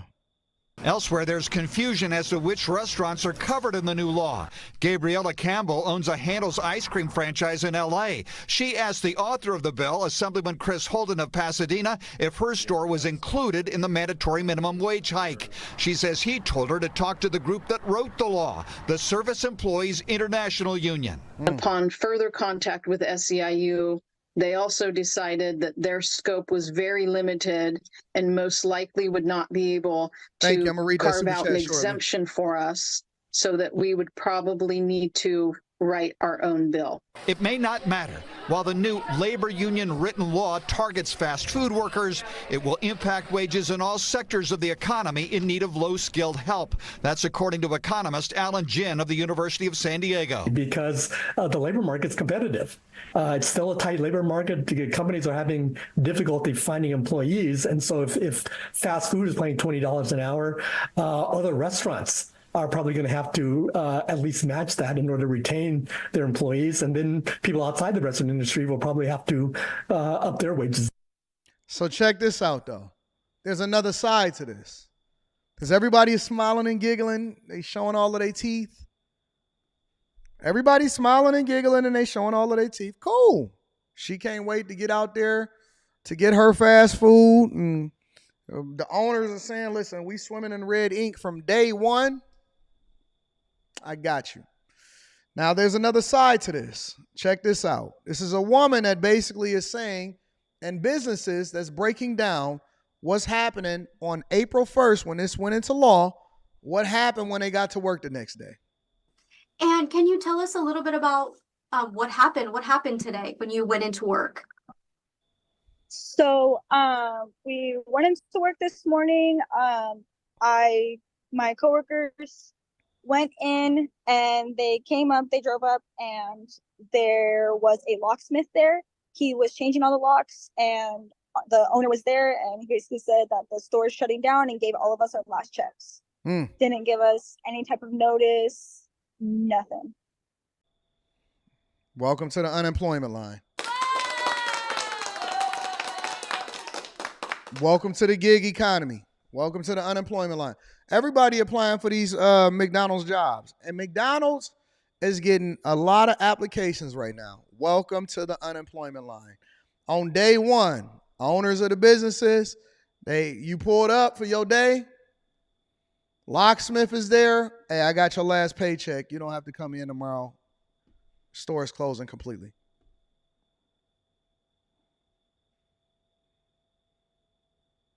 Welcome to the unemployment line. Now you can go be a part of socialism. Ain't that what Bernie Sanders want? Now you can have socialism. Now you can get you a diversity, equity, and inclusion paycheck and head over to the unemployment line. And who was giving you guys your checks when you came into work? The owner. He's not from Lemoore. He's from Merced. His name's Lauren Wright. And you guys weren't given any sort of notice beforehand. How many of you guys showed up to work this morning asking questions?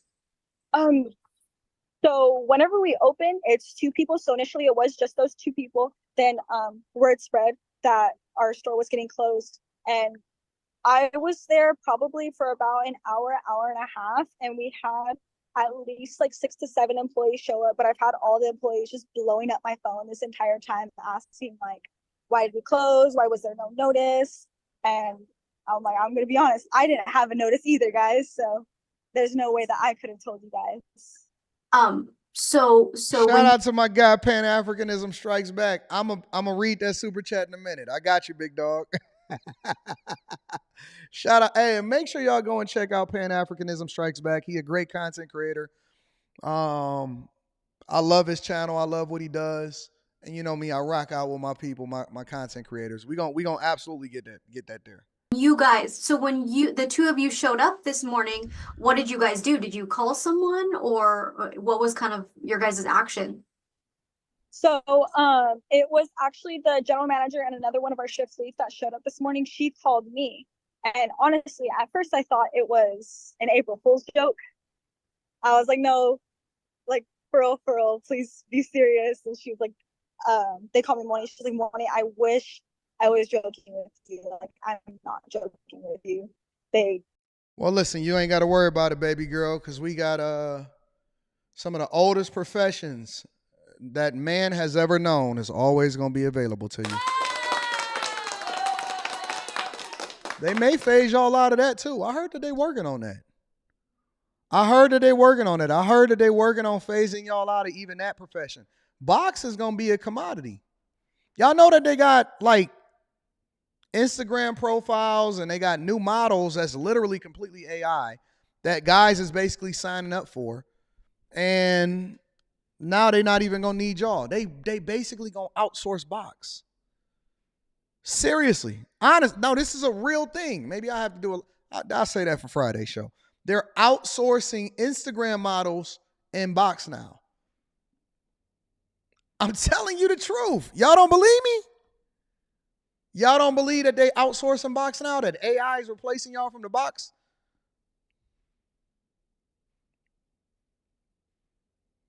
When you DM the AI model, it responds back to you based off of the conversation that you had previously with them. And so you basically interacting with an AI model, and yeah, yes, they are. I'm telling you. Y'all always think that I'm capping. They got AI IG models, literally, that have millions of followers already. Multiple different AI IG models.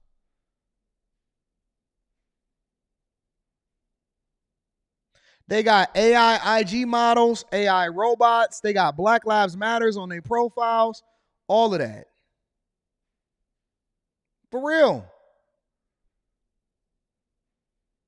Y'all don't believe me? Just look it up.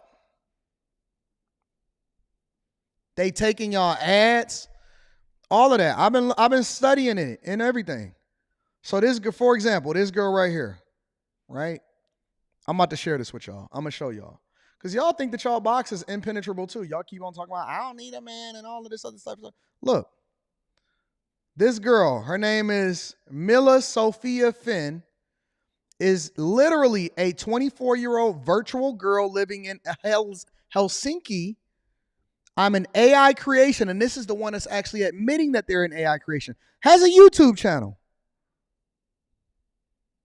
Look, all of their pictures is 100% AI. This is not even a real person. Has over 151,000 followers. This one. They taking ad money, over 6,000 likes on that one.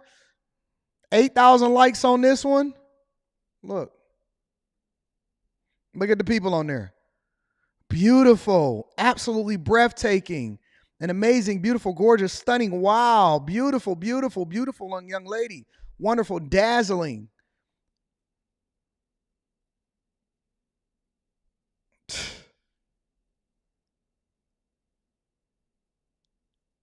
And I don't know what the heck is going on out here in these streets, bro.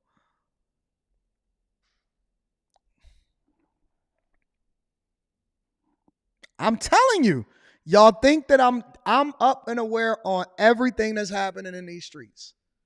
I'm up and aware on everything that's happening in these streets. And so y'all could think that it's fake. It's coming. It's coming. It knows what you want, and it's going to give you what you want. It knows what you want, and it's going to give you what you want. Oh, yeah. Box is being outsourced, baby. Box is being outsourced. No more. Let me read some of these super chats before y'all get replaced. Daniel Does says, can you help us? You understand how to set up more income streams. Appreciate you for real. Shout out to the Chasers. What do you want to know specifically about income streams? I have 8. And one of them I just reinvest back into what it is that I'm doing from a real estate perspective. So I figure here's my long-term play, y'all. Here's my long-term play. Everybody is going to need a place to live no matter what. Everybody, look, that's the one thing that you can't replace is housing. Everybody going to need a place to live. And so that's where I'm plowing 90% of everything that I got going into is research. But I can get into that. I'll talk about, I can actually make a whole live stream about it or do a whole live stream about my 8 sources of income in a Patreon if y'all want to.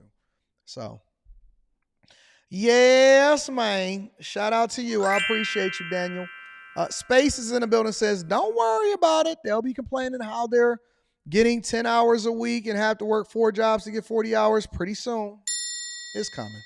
We're going to talk about it. Zach says, I wonder how skilled labor and college graduates feel about getting paid the same entry level as a fast food worker. Spaces says, them Dems will lie about decreased unemployment. Purple Haze says, Arby's uses an automated voice when you pull up now. Pan-Africanism strikes back. Says, Anton, we need to do a live together, stop hogging all of the fans and be great. Oh, said people see what's going on. We love being sheep. Hey, shout out to Pan-Africanism Fight Back. Hey, DM me, bro, and we can set it up. Absolutely, we can set it up. I'm gonna be on live on After Hours tonight. So DM me or come up on After Hours. We can talk about it, big dog. Appreciate you, bro. Zach says box deflation is coming soon. It's already here. It's only at $36 a share.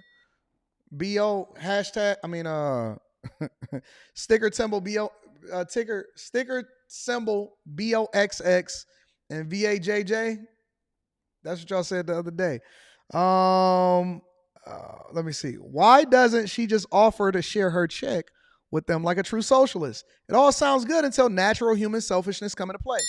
You are 100% right. 100%. Shout out to my dog. AJY says, Outcast predicted this. Cyber sexy Wendy. Spaces says, tell Reckless Ray the VAJJ coin is plummeting. Don't invest in it now. Oh, you're a different type of lame to DM an AI IG model. Hey, it's a whole lot of them out there. I'm about to figure out how I can monetize it.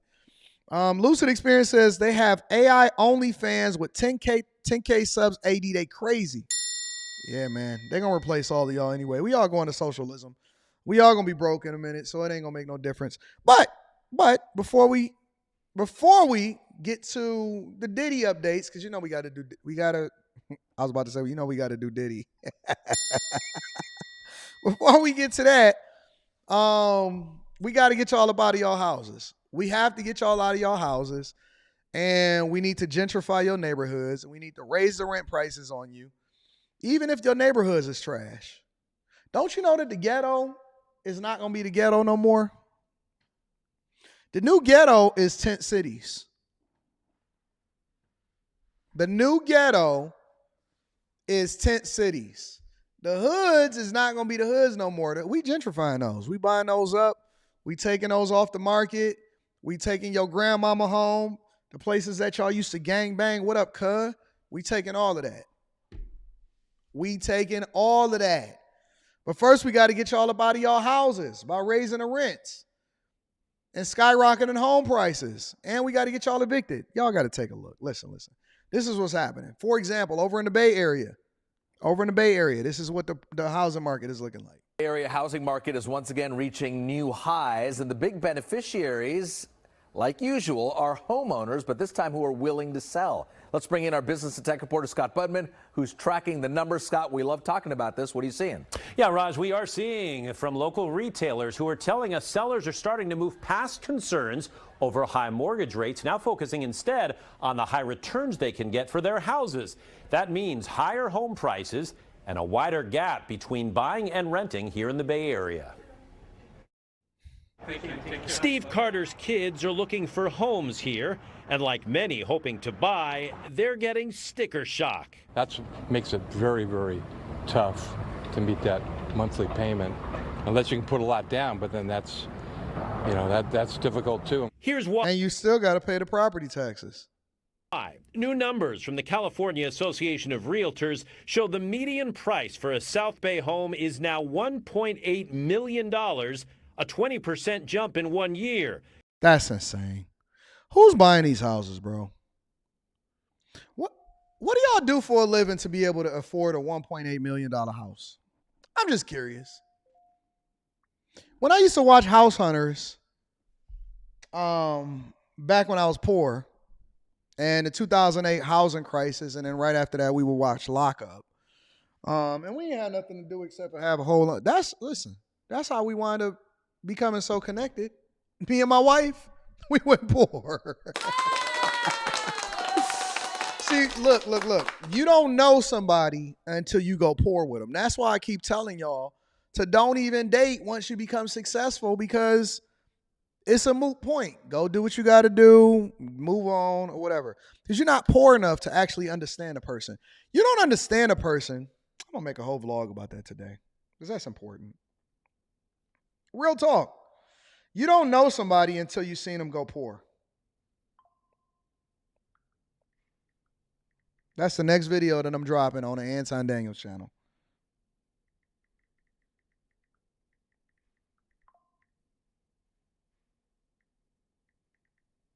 You really don't. Because what you think, everybody is cool when they got money. When they got money and they doing well or whatever, let me tell you something, bro. When I first got married, I was doing incredibly well. I got married at 22. I was making a lot of money. I was working a lot. You know, she was out there having a good time. Everybody is doing great. And, you know, we come together, and so we only see the best of each other. When the pandemic hit, everybody stopped liking each other. You didn't like your kids no more. You didn't know how to help them with their homework because you could only read to the 3rd grade. You kept calling it new math. It's not new math. It's the same math. Math is math. It's not new math. Hey, man, they got that new math. No, you didn't do the old math. It's the same math. You got pissed at Johnny because he kept asking you to help with his homework, and you didn't know how to do the homework. Kept having to see her all day, every day. That's why all of these people started breaking up and everything that was happening, because you ain't have nothing to do except for have sex. You didn't have no conversation. You don't know her. She don't know you. But see, when I went broke in 2008 and they had that housing crisis and I was in Detroit and they ain't had no more jobs and the steel mill let us all go, that's when you started to get to know a person. Hey, what you got going on today? What's your favorite? We started discovering new TV shows. We started questioning everything. How is a potter, you know, a person that waters flowers, and a church secretary able to buy a $3 million home? That's what I used to wonder on House Hunters. Why are all of these people able to buy a $2 million spare home, and he's a beekeeper and she's the church secretary? Where are these people getting all of this money from? Where are these people getting all this money? That's what I keep asking myself, the same questions that I was asking in 2008 when I wound up getting to know the person. I said, oh, she is really cool. Oh, we have something in common. We like the same TV shows. Whole lot of picnics, whole lot of free picnics, a whole lot of drives, you know what I'm saying, when gas permitted. Whole lot of TV shows we watched together. Whole lot of Monopoly, hopscotch, walks in the park. That's how I got fit. I went broke. That's how I got fit back in the day. If you go back and look at my channel, I went broke. And then that's how I got to know my person. I said, ooh, we ain't got nothing to do but to sit around and have a good time. We was praising God all hard, sweating in church. Y'all ain't never been to no Pentecostal evangelistic church before. Got to know God again, humbled yourself, prayed fervently. Yeah, that's all from going broke. You don't know a person until you go broke. When you go broke, all kind of disagreements happen. You ate the last of the sugar What you doing home early? Don't you got something to do? And let me get back to the show. In San Francisco, the median home costs $1.6 million, also a jump from last year. Because the high demand is there, which is driving the prices up. Real estate agent Lindsay Gridley says a red-hot market is pushing seller hesitation aside. It is very much still a seller's market with very high demand of buyers, multiple offers on the properties that we are seeing come to market. But those high prices now make buying here almost twice as expensive per month as renting here. In San Francisco, it's about 95.5% more per month to purchase a home than to rent a home, which translates to about $2,700 per month. In San Jose, similarly, it's about 86.7% more per month to purchase a home. And that's also a difference of about $2,700 a month. By the way, realtor Lindsay Gridley says from the calls she gets, the majority of buyers are looking to pay for their down payments via stock options, meaning the recent rise in tech stocks is also boosting our local housing. This junk is ridiculous, bro. It's absolutely ridiculous. Meanwhile, so for those of you whose rents keep going up, this is the result.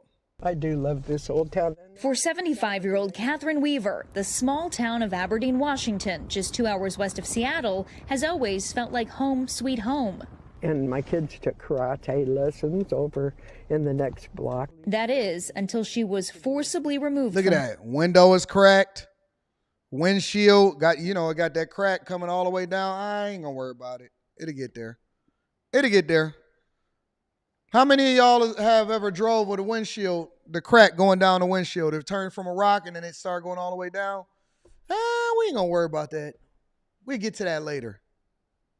Hers. They started hauling our stuff out and stacking it in the street.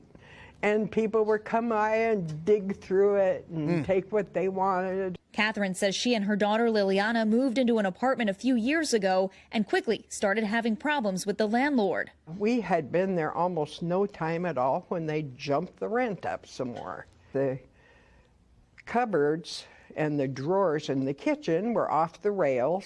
Despite always paying her rent on time, in February they received an eviction notice, citing demolition of the building as the reason she had to leave. If they were going to tear it down, why would they have been renting it the same day we got the eviction papers? There's a lot of pressure on some of these houses for landlords to evict people so they can raise the prices or sell them or turn them into condos. Catherine's case reflects a rising trend in the U.S. With pandemic-era eviction moratoriums and federal assistance programs now gone, some cities' eviction filings are dramatically higher than pre-pandemic levels, in some cases over 50% higher. Housing costs are increasing, but wages are not increasing at a rate fast enough to meet those prices. And it's not just tenants. Landlords are also feeling the pinch. Rising housing costs combined with tenants who can't pay their rent is forcing them to take drastic steps like eviction. According to national data, there were more than 1 million evictions over the past year, some 82,000 in the last month alone. I leave eviction as a last resort. Brooklyn area property manager John Sevdos has had to start the eviction process on 2 tenants in the past year. When someone doesn't pay rent, how does that impact you? I have to take money from another property to put it into this one. It's emotionally stressful because I know that I still have to meet my obligations, still do repairs, still pay the mortgage, still pay my personal bills. But for both landlords and tenants, evictions are taking a human toll. It's just such a hurtful experience that I don't want to go through it again. Valerie Castro, NBC News. There is no more compassion. There is no more love. Love went out the window a long time ago. When life started lifing, listen, when they threw her stuff out on the curb, immediately the vultures start coming in and picking through and said, oh, look like that's mine and that's mine and that's mine. They don't care nothing about her. She was standing right there and they was going through her stuff like, you ain't gonna need it. We're gonna go ahead and get this. We're gonna sell it on eBay and keep it popping. Jennifer D says, who made this lady cry? That is so sad. That's your gam. That's your game. Look, y'all being distracted by what's going on in the world. The world don't care no more. It's over. It's over.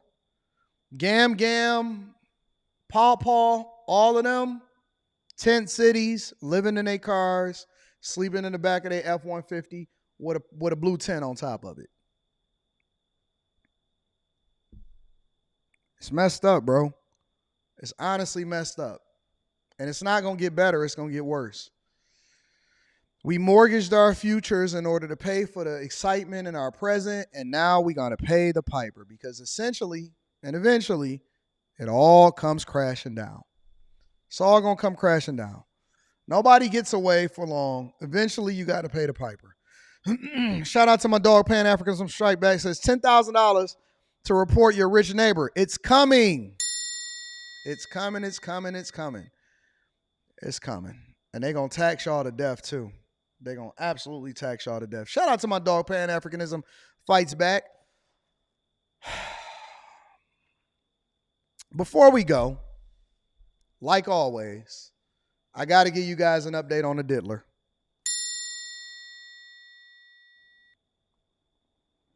I got to give y'all an update on the diddler. All right? Kids is now speaking out. Puff is now talking. Giving a little bit of a preview of what his life is like. But it seems like the diddler is out in Miami dancing around, smoking trees, riding his bike, shopping, having a good time. Shout out to the diddler. Said, I'm going to have my freak off, and I'm still going to have a good time out here in these streets. They've been following Diddy. Diddy been giving peace signs to the screen, saluting to the people, having a good time. So much so that now they saying that Diddy probably snitched. They saying that he possibly snitched out here. I couldn't believe it. I seen Chris Hansen from MSNBC. Y'all know who Chris Hansen is? Chris Hansen is the one that used to come in and catch the dudes that was coming in that thought that they was talking to little kids. That's Chris Hansen. I seen Chris Hansen join Fox News as a correspondent. I said, what?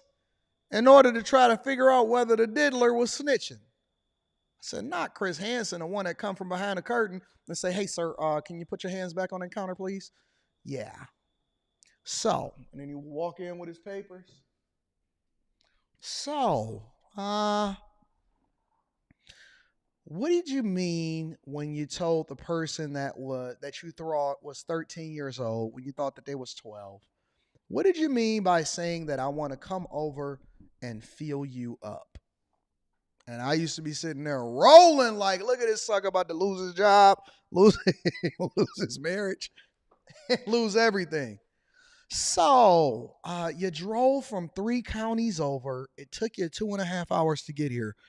My agents are going through your car right now. What are you doing with condoms? And why do you have alcohol for a 12-year-old? You know, I wasn't going to do anything, Chris. I knew you were here. I just had to see it through. Have y'all ever watched some of those things? It is hilarious. It's sad and hilarious at the same time. So, Jason, is it? So you're a judge. You're an anesthesiologist. Cool. So that means you make about $450,000 a year, and you're married with kids? Wow. So I see you got the ribbed condoms, huh? Oh, I didn't mean to do it. I'm just going to leave. I don't want to talk anymore. If I talk, are you going to let me go? Like, look at this idiot. But yeah, man, they saying that the diddler is out here snitching. That's what Chris Hansen was on there, I think, was saying. We're going to go over it, y'all. But first, let's get an update on what the diddler is doing out here in Miami. His son looked just like him. Just like him. Can't nobody hold me down. Oh no. Hey man, you can't say that Diddy. Look at Diddy out there dancing. First of all, y'all can't say that Diddy didn't have the hits. Can't nobody hold me down. Oh Lord, I gotta keep it moving. Shout out to the diddler. He out there dancing, smoking. To keep on moving. Dancing, laughing, seemingly without a care in the world. Over the weekend, Diddy was spotted having that dance party for one at the same Miami estate raided by the Fed just 5 days earlier. The father of 7 also broke his silence on social media. Hold on. Diddy ain't got no shirt on. He got his dad bod out. He smoking trees. He dancing.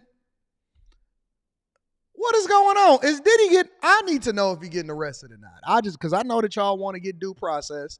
It's a lot of people out here acting like they want some money from him. Hey, he hanging out. Diddy is having a good time. He was at Top Golf with his 2 twin daughters. He was having a good time.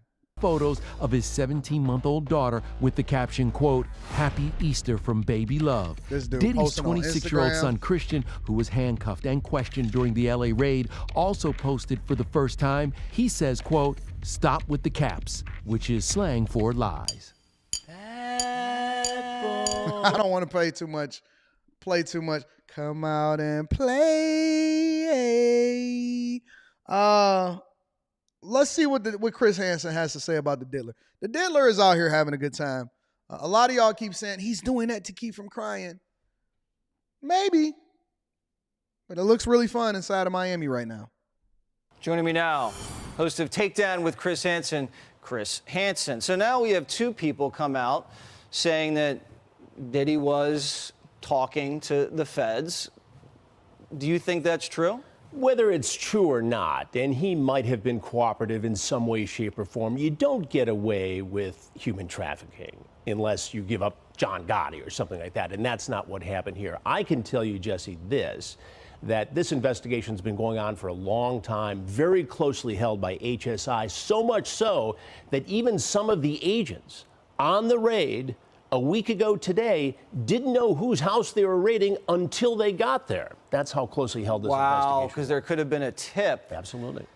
And there are allegations that he was paying law enforcement through his chief of security, which also happened to be Michael Jackson's chief of security. I don't know if I buy into that. You know, people in Diddy's situation like to have those involved in law enforcement. It's always funny when you hear Chris Hansen of MSNBC says, you know, people in Diddy's situation. I love Chris Hansen. Enforcement close to them. But that doesn't mean they're taking payoffs. That doesn't mean they're doing big favors. They like that closeness. It's just like how Diddy was able to court Diageo or Estee Lauder. He was very successful in doing that, and that made him a lot of money and gave him credibility outside the hip-hop rap world. And that's what he was trying to do here, a lot like what Epstein did with very powerful political and business figures. And if you look at this report in the New York Post, you see it's a constellation of billionaires he's involved very with. Similar to what Epstein was doing. And, you know, these... See, I don't like the disingenuousness of this conversation, right? I don't. You know why I don't like it? Because they're out here trying to compare him with Epstein. I don't like that. I don't like it. I don't like it at all. Now, I can go without seeing Diddy with his shirt off. All right? I can go without that. I'm not, that's not my thing. But let's hear what the rest of Chris Hansen got to say. Guys get drunk with power, allegedly. You know, Diddy has said that these allegations are false, but they get drunk with power, and all of a sudden they lose their balance and what's right and what's wrong, and they're insulated, and they've got everybody telling them they're great. I agree with that. And all of a sudden, these civil suits come out, and the feds watch this. That's what happened with R. Kelly. It started with civil suits. Then HSI got involved, and they're the lead agency for human trafficking. No, that's not what happened with R. Kelly. What happened with R. Kelly was a Netflix documentary. That's what happened with R. Kelly, because they had the tapes before.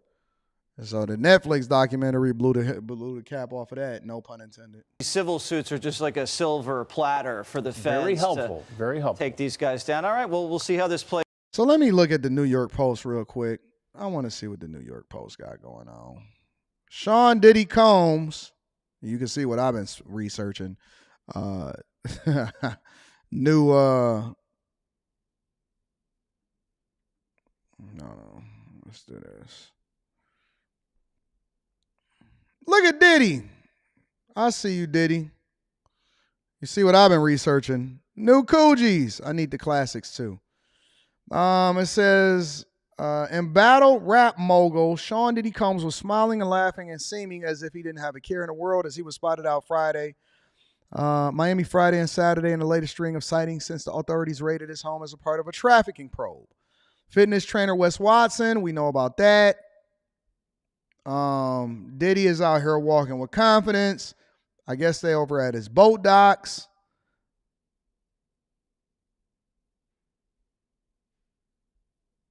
That was when he took a t-shirt, the picture with Wes Watson. Do y'all think that Diddy actually snitched? Is that beyond him? I think that Diddy just so happened to be the biggest gangster in the world right now. I do. I think that he the boogeyman. I think that everybody is even scared of saying anything of him. I don't know, man. I don't know. Y'all let me know what y'all think. But Diddy is out there having a good time in Miami. If he is going to go to jail, then he said that we going to make sure that we get the Last Supper in and we going to party. We going to party. Hey, man, this is a 50-something-year-old man. How old is Diddy? How old is Diddy?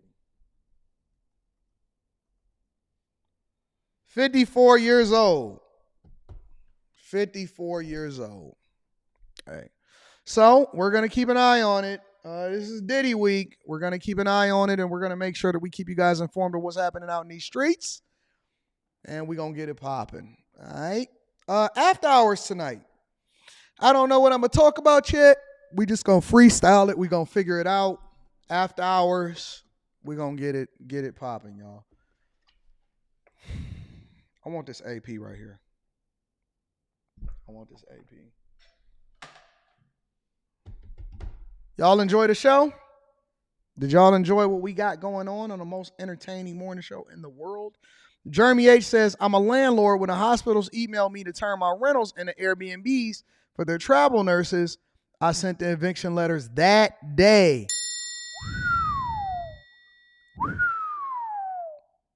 Whoa. He said, I'm coming to get this money. Jeremy, you ain't no good. You over there being a bad guy. You ain't no good. Listen, man, I love y'all. I appreciate y'all. Shout out to everybody that tapped in. Live stream tonight on After Hours. I don't know, sometime between 10 and 11, something like that. And hopefully I get y'all through y'all day and I entertained y'all. And we had a good time. Same time tomorrow, God willing. Grayway says, random question. What advice would you give someone who won the lottery? Lump sum or annuity? Well, it depends. If you're a business person or if you're the type of person that just looks at yourself as a regular pedestrian. Most people think that they're going to take the money and I'm going to flip it and I'm going to make a bunch of money. Nah, no, you're not. No, you're not. So for certain people, I think that you should take the annuity. For somebody like me, what would I do? I would take the lump sum, personally.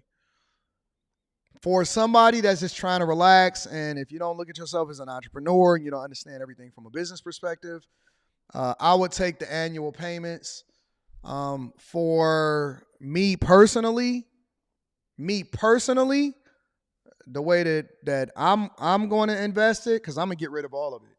I'm literally going to blow every last dollar in investments.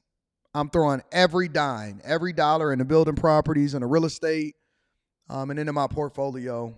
So I'm going to take the lump sum. So it just depends. It depends on your lifestyle. It depends on what you want out of it.